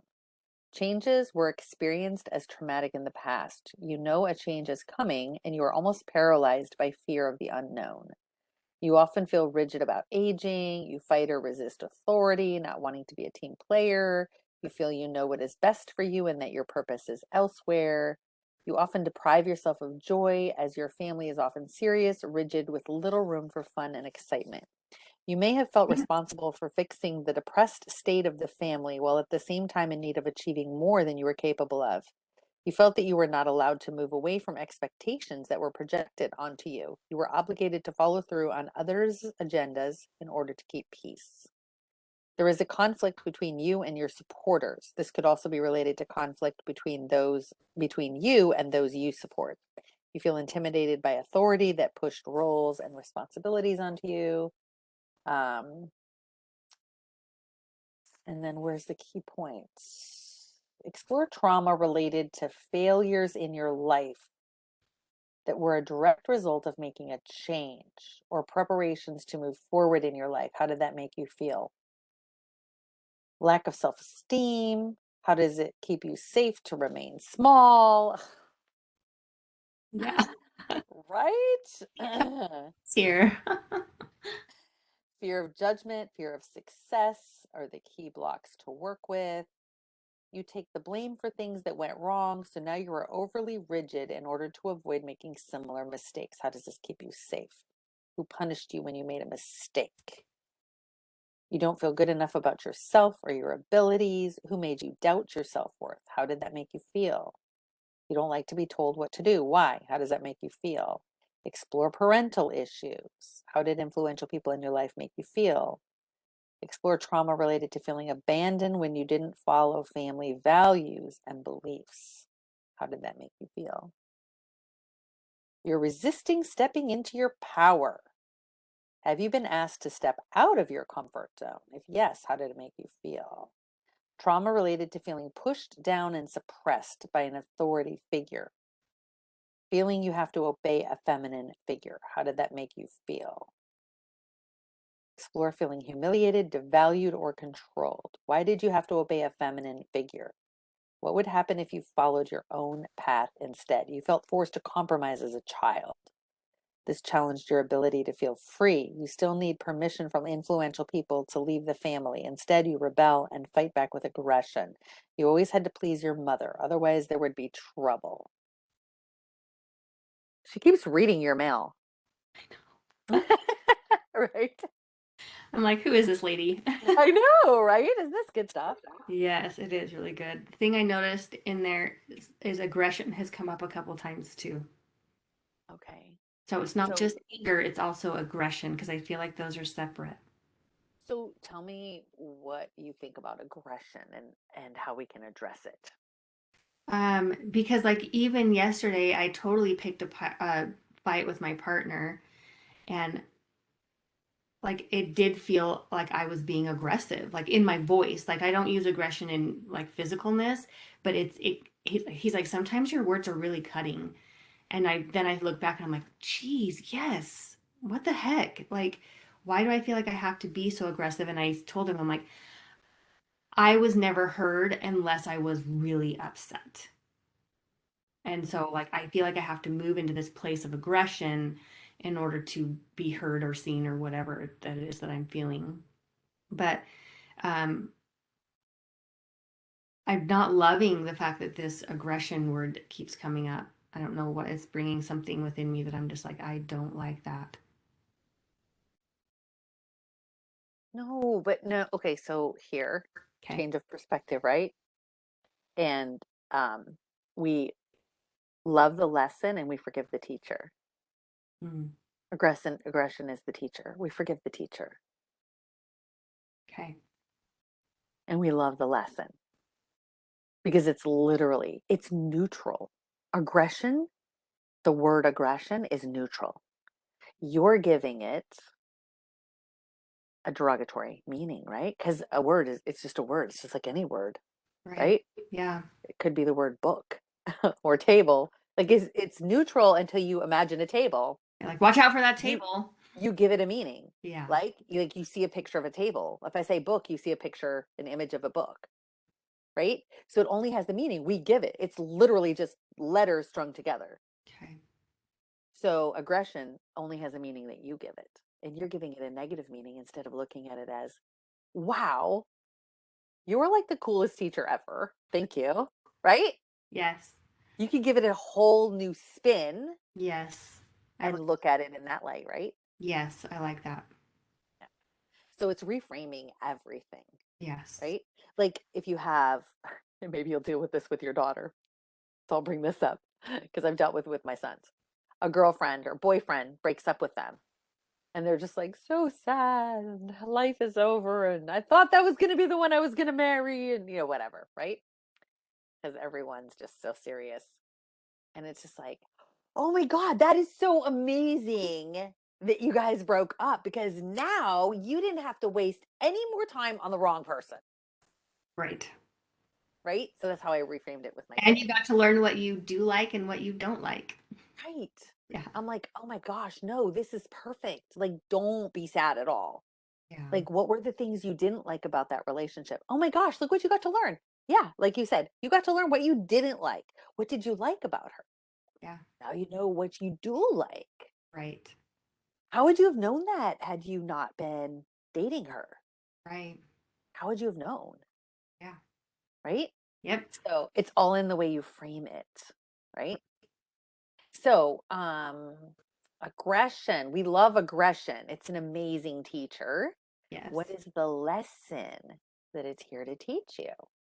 Yeah. Okay. So let's put that into a question. Okay. She realizes she has aggression that surfaces sometimes. What is the lesson that aggression is here to teach her? And what does she need to do in order to pass that lesson with flying colors? How about that? Yes. You definitely don't want to come back and redo that lesson, right? Nice. You could end up in a really bad life next time. We don't want that. Um, but that's a good thing too. Like if you find yourself getting aggressive with your boyfriend, be like, "Ooh, my teacher's here again. What? What? Yeah. She's right here. Can't you see her? No, who? Aggression. My teacher." He'd probably be the first one to be like, "Oh, there she is." Right? And then Like, he'll call it. He'll call it. Next time you get aggressive, he'll be like, "Your teacher's here again. She just showed up." And he can be like, "Yeah, I have a lot of them. They might just yeah. sporadically pop around the room here." Right?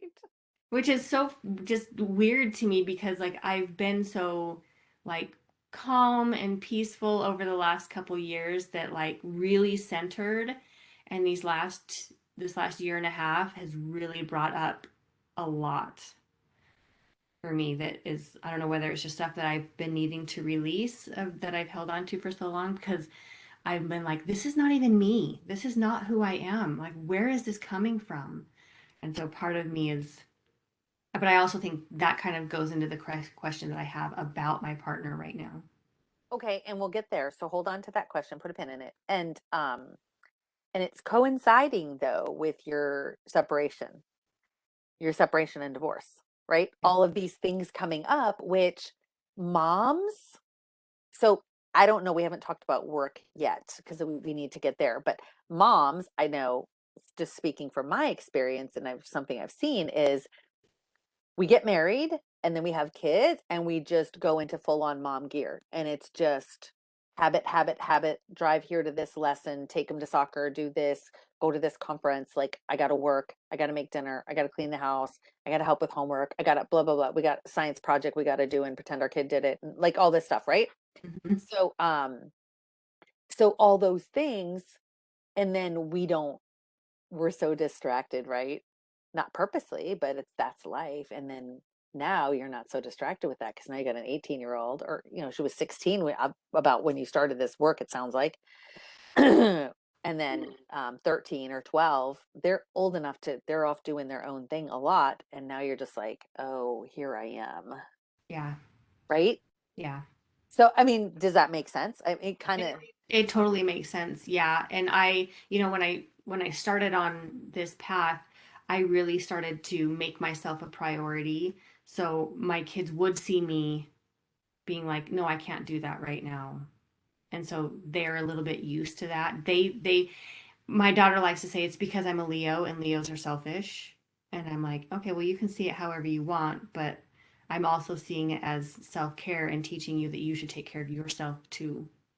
So, Right, because we as moms, when we went through that role, we did like no self-care, I, and everything was just about the family and keeping the family humming and functioning and moving along, right? yep, We didn't focus on us and we didn't put ourselves first. yep, So we put self-love on the back burner. yep, Emotions too. And then when you started all this, it's just like, whoa, wait, I'm in this marriage. Same thing happened to me. I'm in this marriage going, this thing is totally holding me back and pinning me down.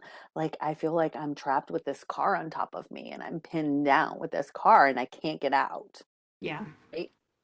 yep, So, okay. So, boyfriend, you said you had a question about him. yeah. Should we go there? Sure. Did we No, miss anything? Okay. Okay. I just want to make sure I didn't make us jump somewhere. Okay. So I'd like to kind of tell the story about it to give some like understanding and then Okay. get to my question, I guess. Okay. So, about 2 years, maybe 2 or 3 years before I decided I was going to leave my husband, there's an app called Insight Timer. It's a meditation app. I use it Okay. every day. You can friend people on that app. So, and I get friend requests all the time. I'm because the picture I have on there is super cute. So, like, tons of people ask to be my friend. So, his friend request came in, my partner that I'm with right now. And as soon as I saw his picture and went to hit accept, I was like, oh, he's going to be part of my life someday. And I was like, whoa, what was that? I'm like, Right. I'd never had that feeling, inclination of all the people that I had accepted friend requests from. And I was like, well, that's super interesting. Maybe we will see each other at a meditation workshop or a yoga workshop, or maybe he'll just cross my path at some point. Didn't think anything of it. Um, he then started following my Instagram page. We didn't talk. There was like no communication, no anything. And I was like, okay. I'm like, I'm not going to read into that. I'm married. Like, I don't know what his situation is, and just let it go. So then, like 2 or 3 years later, um, I was called by grandmother, which is ayahuasca, to do an ayahuasca journey. And I was like, what? I don't even know what ayahuasca is. What does this mean? So I had to go do research and learn more about it.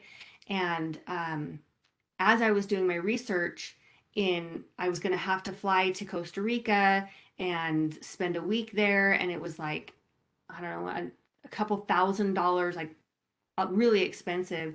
And I was like literally thinking, okay, how am I going to convince my husband that I need to spend all of this money to go to this retreat, that I'm going to be gone for a week to do drugs? Right? I was just gonna say, I hope she throws the word in there to do Yeah. drugs. and and I'm like, how am I? Because like nothing like that was in our awareness at all. Like Right, we right, didn't smoke weed, like we drank, but that was it. right. And so I'm like, how am I going to do this? And then I'm scrolling through Instagram, and my partner had done a post, and it was like of nature, and he talked about plant medicine. And I was like, I think he's talking about ayahuasca, and he looks like he's local. So I sent him a message, and I'm like, hey, this might seem kind of weird because we had not talked before. Right. And I'm like, are you talking about ayahuasca? And are you local? And he's like, yes, actually, I am talking about that. And there's a group here that does it. If you want me to send you their information, I will. This was like in July,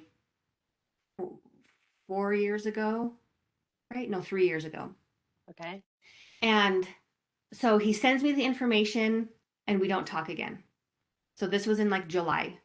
And their next ceremony was in September. And I was kind of like panic. And I'm like, I don't know if I'm ready for this. I don't think I'm ready. So I don't go. I don't go. I don't reach out. Nothing. So this was right before COVID. So Oh, okay, okay. yes. So then at the end of January, the beginning of February, I just had this overwhelming message that I needed to reach out to him and see if he's okay. So that was 2019. Yeah. Okay, Right? That was the summer of 2019. Then in okay. 2020, because that's when it hit, was 2020, right? Yeah, but I'm sorry, it would have been December 2019, Yeah. January 2020 that you felt the need to reach out to him. It was like Okay. January, February 2020 that I felt Okay. they're like, you need to reach out to him and see if he's okay. And I Okay. was at that exact same time, I had just left a workshop where I realized that it was time for me to leave my husband. And I was like, you know what, guides? I am so sorry. I cannot do that right now.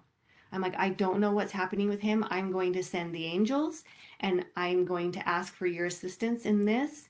I cannot reach out to him right now. I am not in a place where I can do anything for him. So I had no idea what it was about. I don't know why. Like I said, we had talked to each other that one time over, and it was easy. It was simple. So then, in the spring, I was reached out to by this company that wanted me to um, do microdosing for ayahuasca. And they're like, we love the work that you do. We think this would be a great compliment. And I was like, oh my gosh, here it is again. Ayahuasca calling me to sit with her. And so I talked to this company, and I was like, I've never done it. So I don't know what to expect. And they're like, we'll send you some samples. Let us know what. And this is psilocybin? No, this is ayahuasca. Oh, you can microdose ayahuasca? So no. This Okay. yes and no. So the company, they were just talking about the vine, not the full ayahuasca. Okay. Just part of, but they're calling it ayahuasca, but it's only Okay. half of the dynamic of a full psychedelic experience. Okay. So I was like, okay, this is in June. And so I'm like, I've never done this. So who do I know who has done ayahuasca that could be like I could give them the samples and they can give me their feedback. So I reached out to two of my girlfriends that did it, and then I was like, I'm gonna ask him if he'd be interested. So I sent him a message on Insight Timer, or I mean Instagram, and I'm like, hey, this is what's happening. Would you be interested in testing this for me since I have never done it? And he's like, yes, absolutely. And I'm like, okay, let's meet at the park. And we met on July 4th. When he started walking to I was sitting, I was like, oh, dang, he's cuter in person. And at that point, like my husband and I had already started talking about separating. So we were already in that process of separation. And as Ty, his name was Ty, he didn't know this, but what feathers are my signs. And he walked up with this big long turkey feather and he's like, I was told to give this to you. And as soon as he handed it to me, my guide said, he is your person. And Mm. I'm like, whoa, whoa, whoa, whoa, whoa. We don't even know this guy. I'm like, we don't even know this guy. And so I sat with it and I didn't say anything to him, but we just had the like easiest conversation. There was no awkwardness, there was no uncomfortable, there was no flirting, there was no like anything like that. Um, and then I gave it to him and I didn't expect to hear from him for a couple weeks. And like, I think it was the next day or 2 days later, he sent me a text. He's like, hey, can I ask you a question? Which I assumed was about the product. I'm like, yeah, sure. And he's like, what does your heart say? What does your soul say? What does your body say? And I'm like, what? Like, who is this? Right. And so we developed like this just really cool dynamic. I was like, I'm all on board. Like, I feel like I've done all of this work and I'm totally living heart centered that I was able to find my person. And the timing of everything, for me, the timing of everything just worked out perfectly. Because, like, quite honestly, when I was getting separated, I was so excited to be alone. I was like, I get to have the freedom to do whatever I want whenever I want. I want to be alone. I was like super happy. And then so when he came in the picture, I was like, I was not expecting this, but I'm trusting my heart and I'm trusting what my guides say and I'm just going with it. Um he had kind of a hard time with it. He was like, A I'm hard just time with what? with my timing. He's Okay, like, you got it. just got out of a marriage. I've dated people in that situation before and they've gone back to their spouse. He's like, I don't know how, like, I don't know about this. And he kind of has had his own insecurities and things like that, which those things made our relationship really, really hard.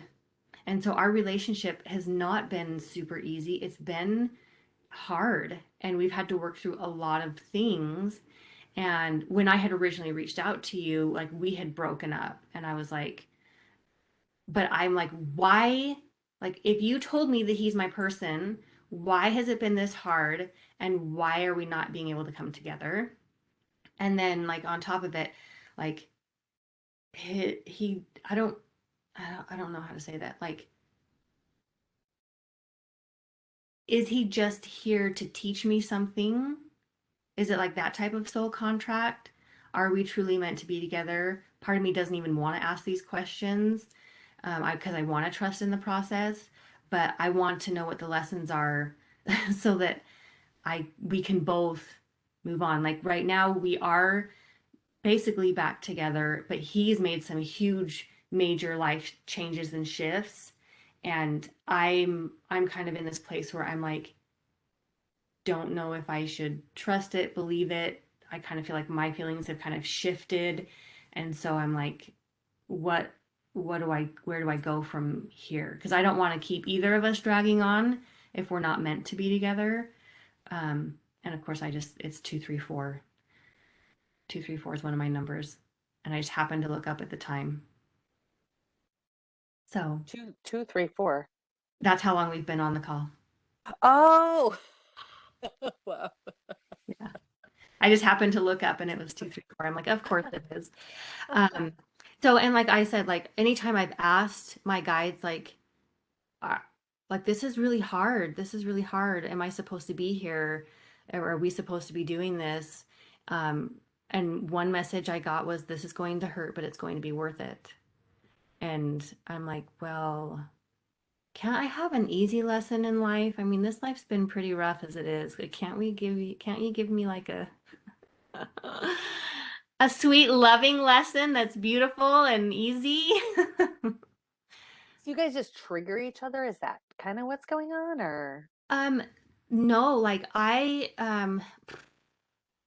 so he has and has always struggled a lot with insecurity and jealousy. Okay. And which I have not ever really been that way. I haven't ever really been a jealous person. Like, I don't worry about that kind of stuff. But the longer we were together and the more it would come up for him, like he had a hard time when I would talk to my ex-husband, but we have to talk all the time because of our kids and we don't hate each other, right? Right.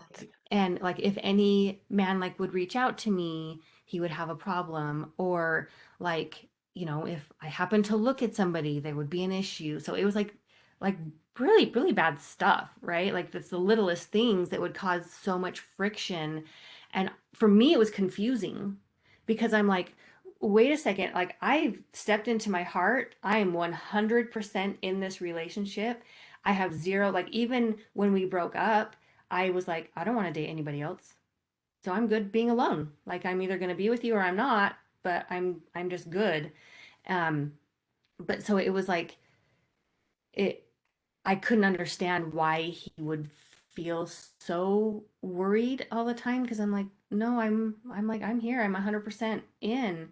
So the confusion I would push back on because I'm like, I don't know what you're doing. Like I don't understand. But then it got to a point where I started to take on his feelings. And so I'm like, well, wait a second. If you're upset about that, should I be upset about that? Right. And so then it became like this dynamic of like, well, if you can't do that, then you can't do that, then this. And I'm like, none of this feels right to me. Like, this doesn't Right. feel good to me anymore. And I'm like, so am I going against my feelings of like, we need to go our separate ways? But then when we go our separate ways, it doesn't feel right. And so I'm Right. like, and then we end up just right back together. And like I said, the last couple months, he's been doing ketamine therapy and it's making a huge difference for him. What's And ketamine he's therapy? really, ketamine is a psychedelic, but you do it with your therapist. Oh, got it. Okay. And so you, while you're in the medicine, your therapist is talking you through some of these past, because he's had past trauma growing up really bad. So it helps disassociate you from the emotions so you can deal with the trauma without all of the emotions overtaking, going into fight Right. and flight. So, and Right. he's doing a lot of amazing things right now. And I'm kind of, like I said, I'm kind of in this place where I'm like, was I supposed to just get him to this point and now it's time for me to go? Am I supposed to be staying here? Is this what they were talking about? Is that it would be worth it? But why, like in the mornings I wake up and I just feel uncomfortable. Uncomfortable as in what? Like I feel the I don't really know how to describe what I feel. There's a part of me that feels sad. There's a part of me that's not sure anymore. Mm, And so I'm just like, I don't know. I guess it's questioning. Like, I don't know. right. Okay. Okay. Well, that's a cool That's story. a lot. So you Yeah. guys have been together 3 years, you said, right? Two, I'm sorry? two, 2 years? two. Okay. Okay. Okay. Okay. It will be the first time we met will have been 2 years in July. Got it. Okay. Yeah, so he's obviously, I don't have to tell you this. He's obviously with his, I'm looking at the words insecurity and jealousy that I typed. He's obviously trying to make his external environment line up to make him feel secure and Hmm. not have any reason to be jealous by controlling you and all these circumstances, and other guys keep him away because then I don't have to be jealous Right, and I don't right. have to be insecure. Which We goes know, we in, know you can't do that. right, which goes into like keeping me small, right? Like he didn't want, I we used to teach for a recovery group and used to teach them, meditation and like different types of work that I do. And he would have the hardest time with that. And I'm like, this is my work. You cannot have a hard time with that. Right. And that was really hard for me to like step up into that, like, I'm sorry you're uncomfortable, but this is not a reason to be uncomfortable. Right. And so I've which is maybe one of the lessons for me to have learned is to stand up for myself, to stand up for my work, Right. regardless of what anybody is feeling or saying about it. Right. Yeah, because like just for example, like if someone were like that with me, they would last 5 minutes, if that, right? Because I would not deal with someone being like that or being jealous. I'd be like, I don't have time for you, right? But then this is where it goes into crossing my boundaries. I'm like, I set up this boundary. You cannot do this when it comes to my work. But then I see it affect him and I feel bad that it affects him. So then I want to loosen what that means for that so that he doesn't have to feel that way. You guys And are perfect for each other for those lessons, aren't you? yes, yes, we are. Not to say that it should continue. I'm not saying that. I meant for the lessons you're describing so far, like, wow, what a perfect like puzzle Mhm. piece fit together, right? Yes. Okay, so with regard to him, is he just here to teach her something? Or are they meant to be together in a long-term relationship? Okay, so let me copy that over to the question page.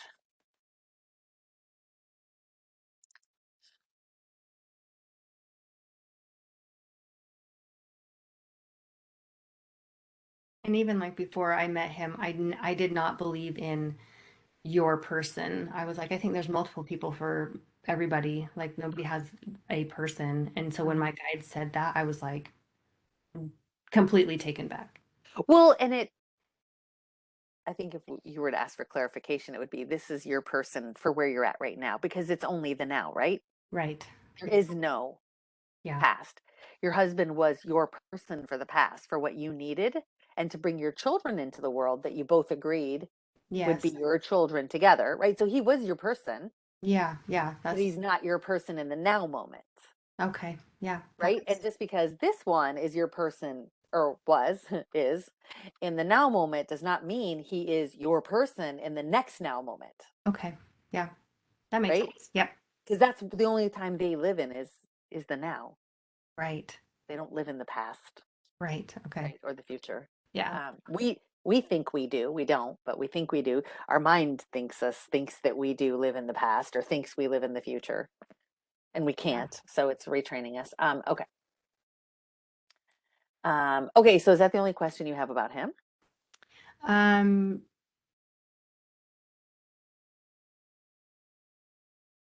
I mean, am I allowed to ask questions on his behalf? Like, Hmm. are the changes that he's making, like, will they stick? Are they, I don't know how Well, to, how do you want to relate it in regard to you? right. Is he making, let's word this, is he making changes that will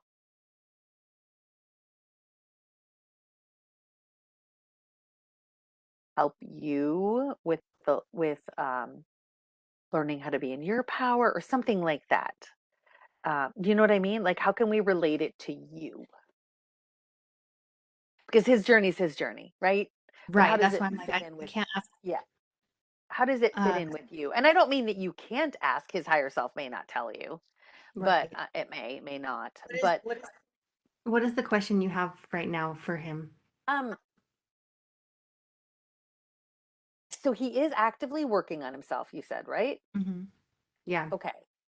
Um, is the work that her, you call him your partner. I'm sorry, I keep saying boyfriend. Do you want me to say partner? It doesn't matter. Okay, I'm going to pause it. Uh, Okay, back on. So is the work her partner, sorry, didn't mean to say boyfriend, partner, is doing on himself going to enable and assist her in the work she is doing and not hinder or hold her back on her journey. Is that good? I love it. Yes, that's perfect. Okay. Okay.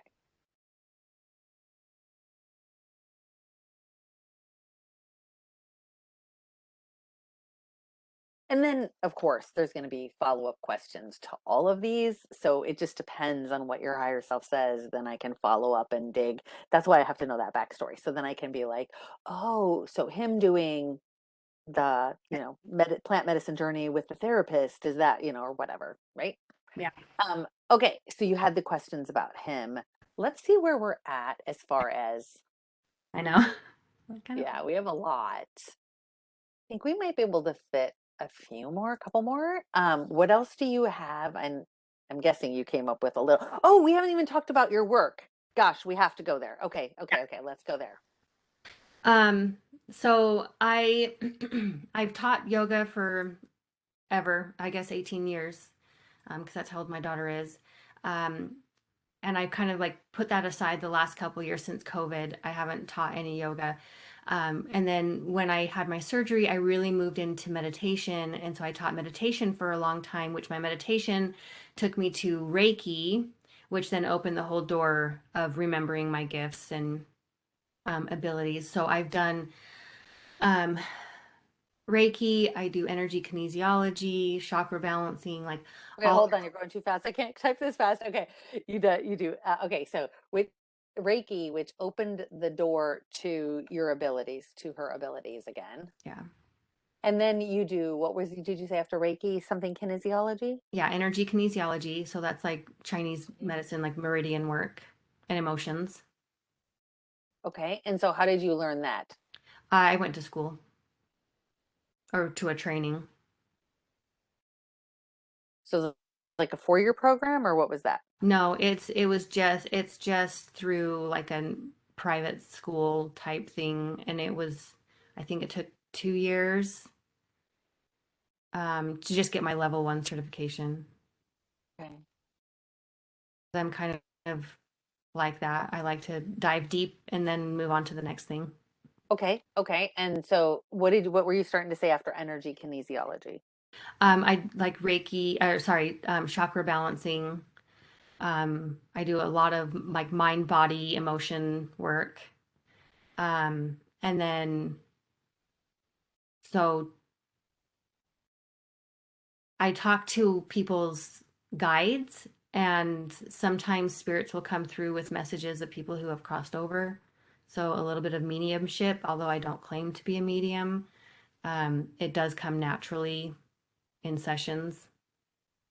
And then the last couple years, I've started to kind of shift and really want to work with teens to help them remember who they are. So I do a lot of work with teens through core values, like helping them remember what's important to them, through like archetypes, through just kind of mindfulness of reconnecting with their own intuition as opposed to outside voices.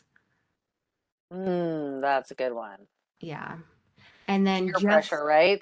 yes, absolutely. And that, I mean, that peer pressure comes from school, social media, and at home. Right. Yeah. Yeah. And then recently, um, I have been I have been called to work more with psilocybin and hold journeying spaces for people. I did a journey to ask if that's what I was supposed to do, and I was initiated by the mushrooms. But I would like to know if plant medicine is part of the next phase of my journey because it gets to be tricky. Like if I'm working with teenagers, but I'm also having Yeah. people do plant ceremonies with me, that does not seem like they go in alignment with each other. So I'm like, Mm, why is this coming up right now? Um, and how do I navigate those? Because I think that goes into things we've talked about before by people judging me or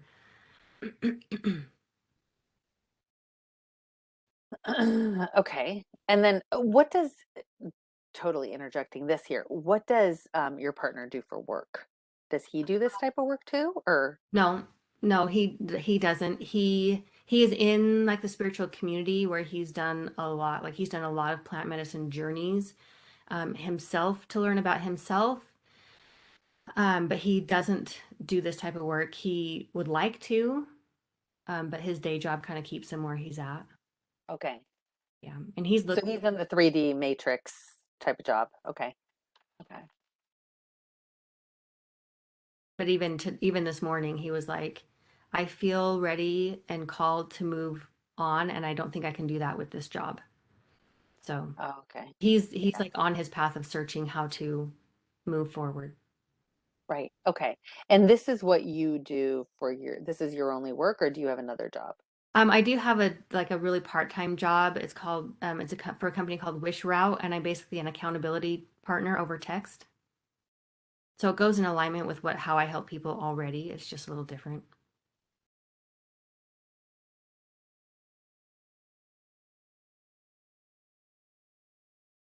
Okay. Awesome. Okay. And so working with the teens, what kind of feedback have you gotten? Most of the feedback is that they, for the first time, feel seen and heard. Um, and I can do it just naturally. Like I took one of my daughter's friends home one day and she just sat and talked the whole time. And we got to her driveway and she's like, I don't think anyone has ever just sat and listened to me. And I was like, oh, well, that's easy.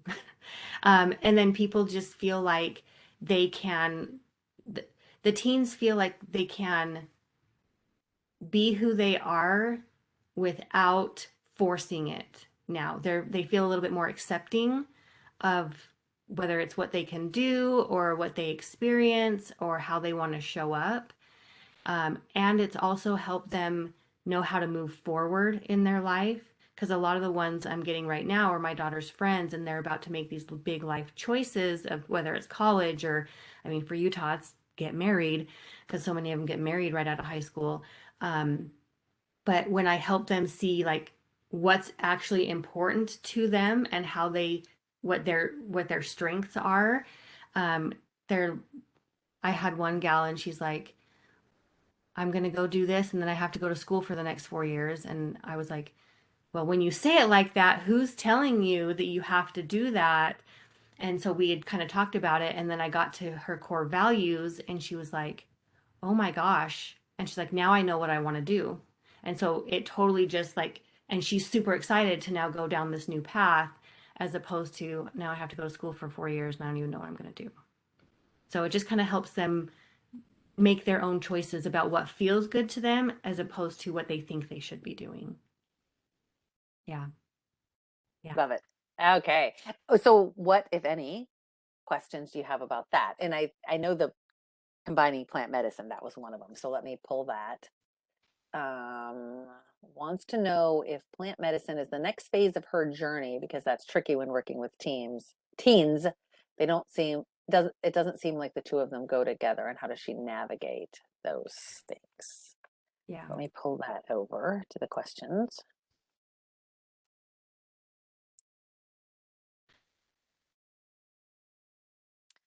Okay. She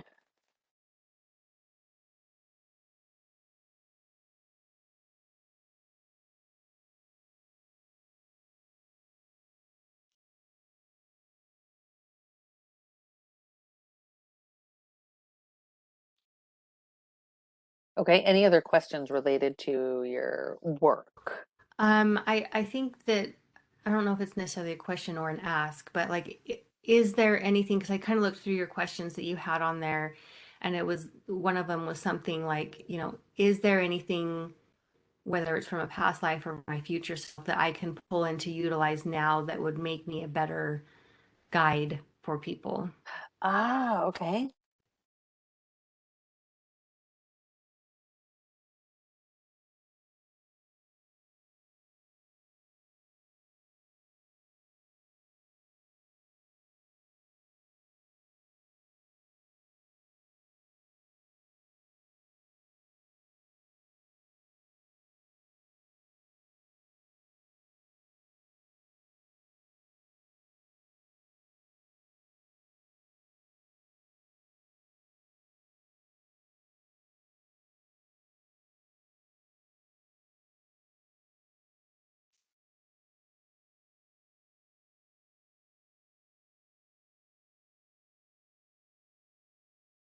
Is there, using your words, almost totally, is there anything from a past life or her future self that you can pull into her now awareness that would help her to be a better guide for people? And if so, can you do that now? Tell us what that is and what it looks like as you pull that in. Yay. Yeah. Okay, and what about your journey? Maybe we can fit in a couple questions about like as far as like your spirituality, your journey. What kind of questions do you have about that? Yeah, I feel like I was on like a really, really good path, and I was truly making all of my decisions based from my heart. And I do feel like with everything that I've experienced in the last almost 2 years with going through this difficulty, I feel like I kind of lost faith a little bit. And because I'm like, man, if I'm following my heart and this is really painful, I don't want to do this. And so I got to kind of a low place. And then I was like, well, wait a second. Like, I was in such a good place before because I was following my heart. And these are just lessons I get to learn. And so I feel like I'm trying to come back into trusting that again.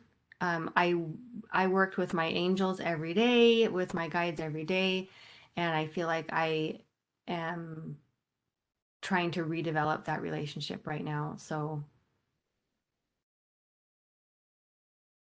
I'm not quite sure what kind of question to ask.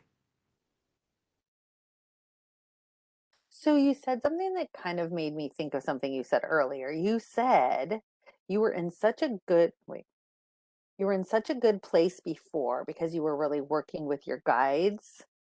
And, but then a little while ago, you said that you wake up feeling, uh,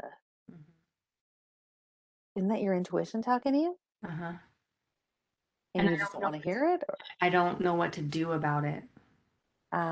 because why? Uh, Because you're afraid of hurting him, or you don't want to make a mistake and go, oh, I'm going to throw the baby out with the bathwater type of thing. And then it's like, oh, shoot, I threw out this karmic relationship that I was supposed to have. Is that kind of, yeah, which is that makes total sense. But hopefully it's not the other one that I said first of, oh, I'm afraid of hurting his feelings type of thing. right. And that's where like and that's where the second guessing the messages is hard for me right now is because I'm like, well, I listened and there was all of this. And so, like, if I listen, is there going to be more of this? Right. So, what can she do to reestablish the trust in her intuition? Because it led her on a difficult path, Yeah. and she doesn't like difficult. Tired of difficult. I'm And tired. and then you say, well, does difficult mean it's right? Right. So, if difficult can mean right, then how do we know what's difficult wrong and difficult right? Right. Right. Right? Right. Right. Okay. Ooh, it's kind of like a dog chasing its tail, right? Yes. It's really what it is. Okay. This is going to be good. Okay. So let's word this. How? Okay. Actually, let me go back to my notes because I'm going to take it from there. Um,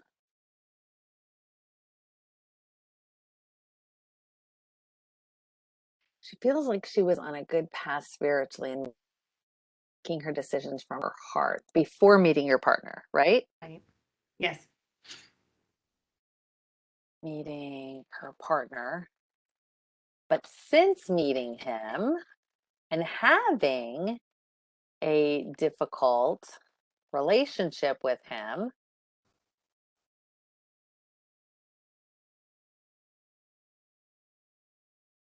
she feels like she has lost faith a little bit.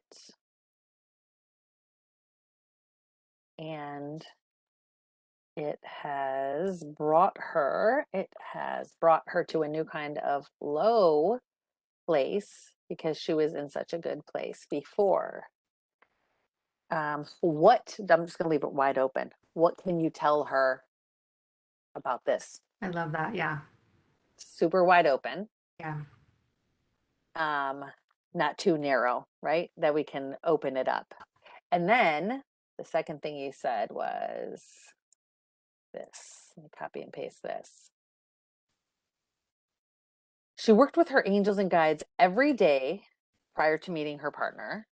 Prior to meeting her partner. And since this difficult relationship, she feels like she's trying to redevelop that relationship with her guides and angels again. And establish and reestablish trust in herself. Yeah. right? Because that's what our intuition is, Yep. ourself, right? Um, what is it? What is it in her that needs to be healed, or what does she need to understand or know in order to redevelop, reestablish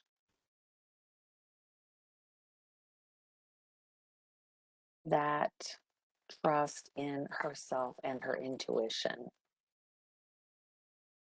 And that'll have follow-up questions to it. I can almost guarantee it. But Wow, that was a lot. it was a lot. I have, That's a lot.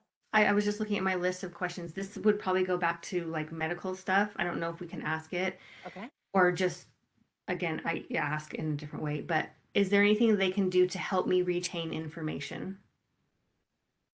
I have a hard time remembering things, Okay. so I don't know if there's something they can do to help me retain information. Tell me just a little bit about that.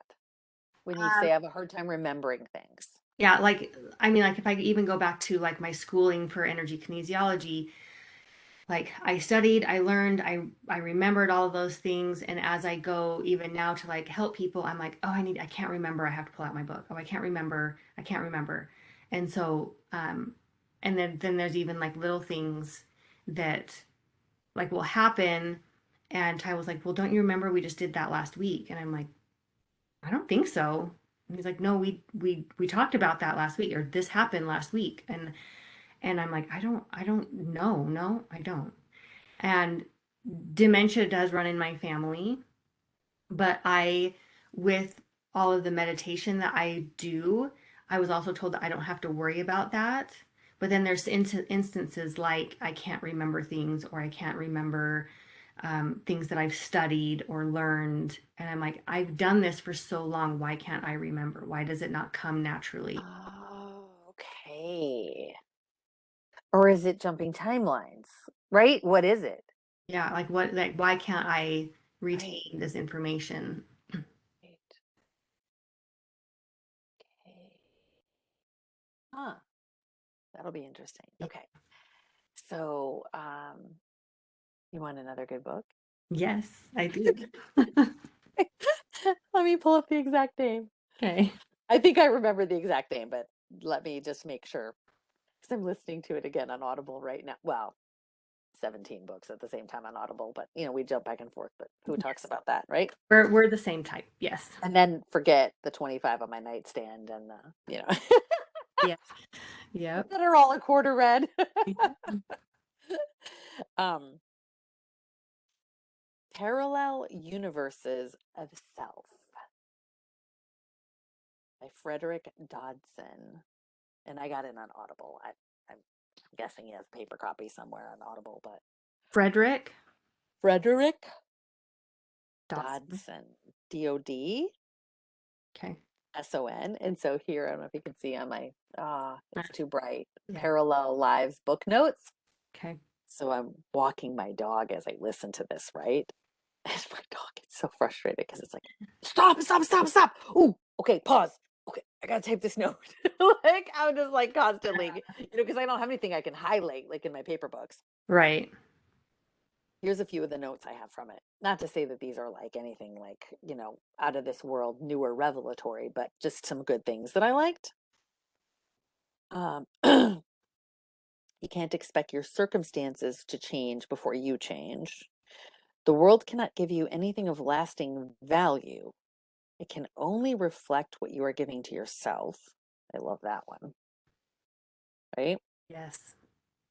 Um, I can be one with any reality. Life doesn't happen to you, it happens through you. Um, you see the world not as it is, but as you are. Yep. Truth is not a path you follow, but it's one created by your own footsteps. That hit me hard when I was walking the other night, and I wrote Tracy's comment. That's why everyone has their own individual truths for their reality, Yes. Love it. So cool. right? Because truth is not a path you follow, it's one you create with your own footsteps. Yeah. Your truth is your truth. My truth is my truth. Your truth may not be my truth. Which, you know, that's a conversation that I've had with my partner is I'm like, what you're saying is not my truth. Right. You're saying is not my truth. This is my truth. And so that is a phrase that I've used quite a bit in the last. Yeah. Yeah. That's a good one, right? Yeah. Concentrated thought can densify into material form. Consciousness. Oh gosh, I turned the recording off on this one and had to sit with this one too when I was walking for a little bit. Consciousness is the source of physical reality, not the other way around. Mhm. Consciousness causes what you experience as reality.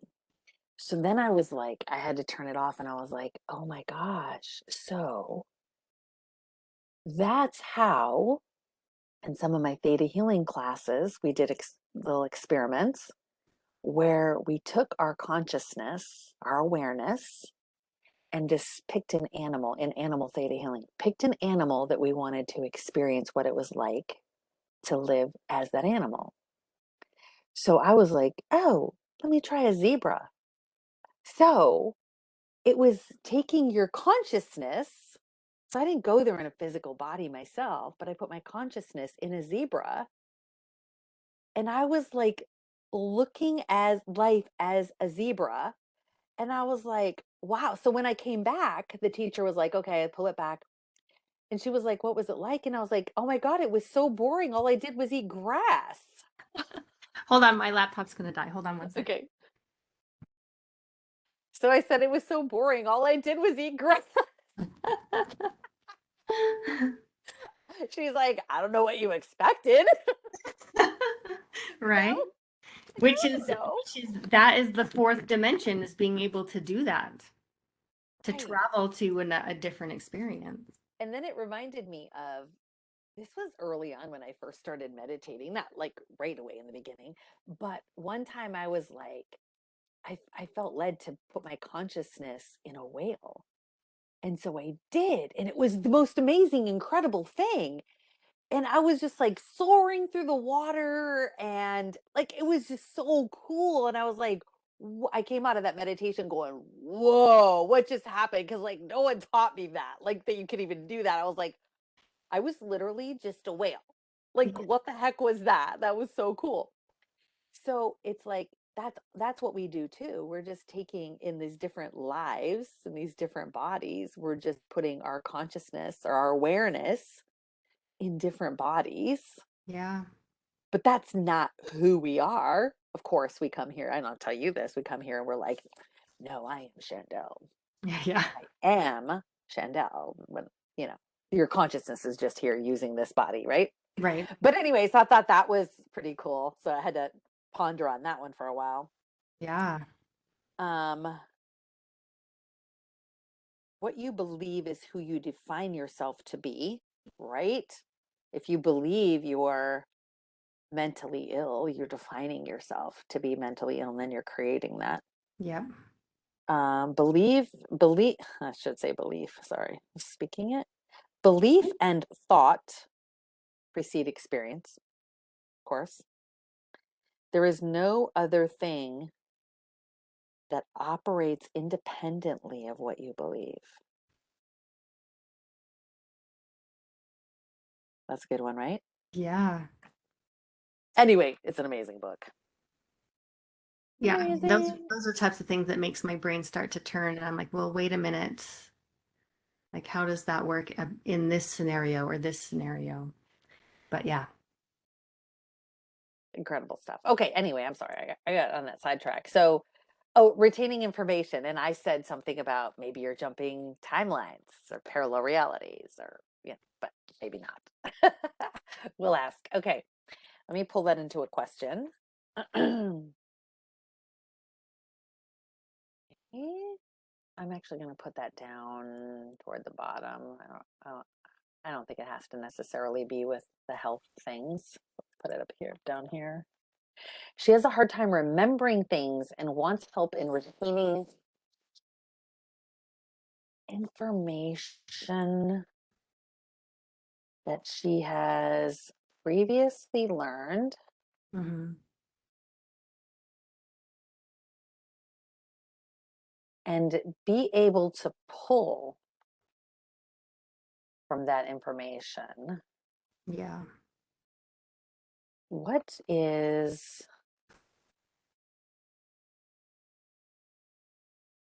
standing in her way of being able to do that? Can you scan her body and see if it's something physical, or is it non-physical? And what can be done to heal that slash make clear connections in her brain from what she has learned so that it is easily, come on, computer, easily and readily accessible. Does that sound good? Sounds great. Okay.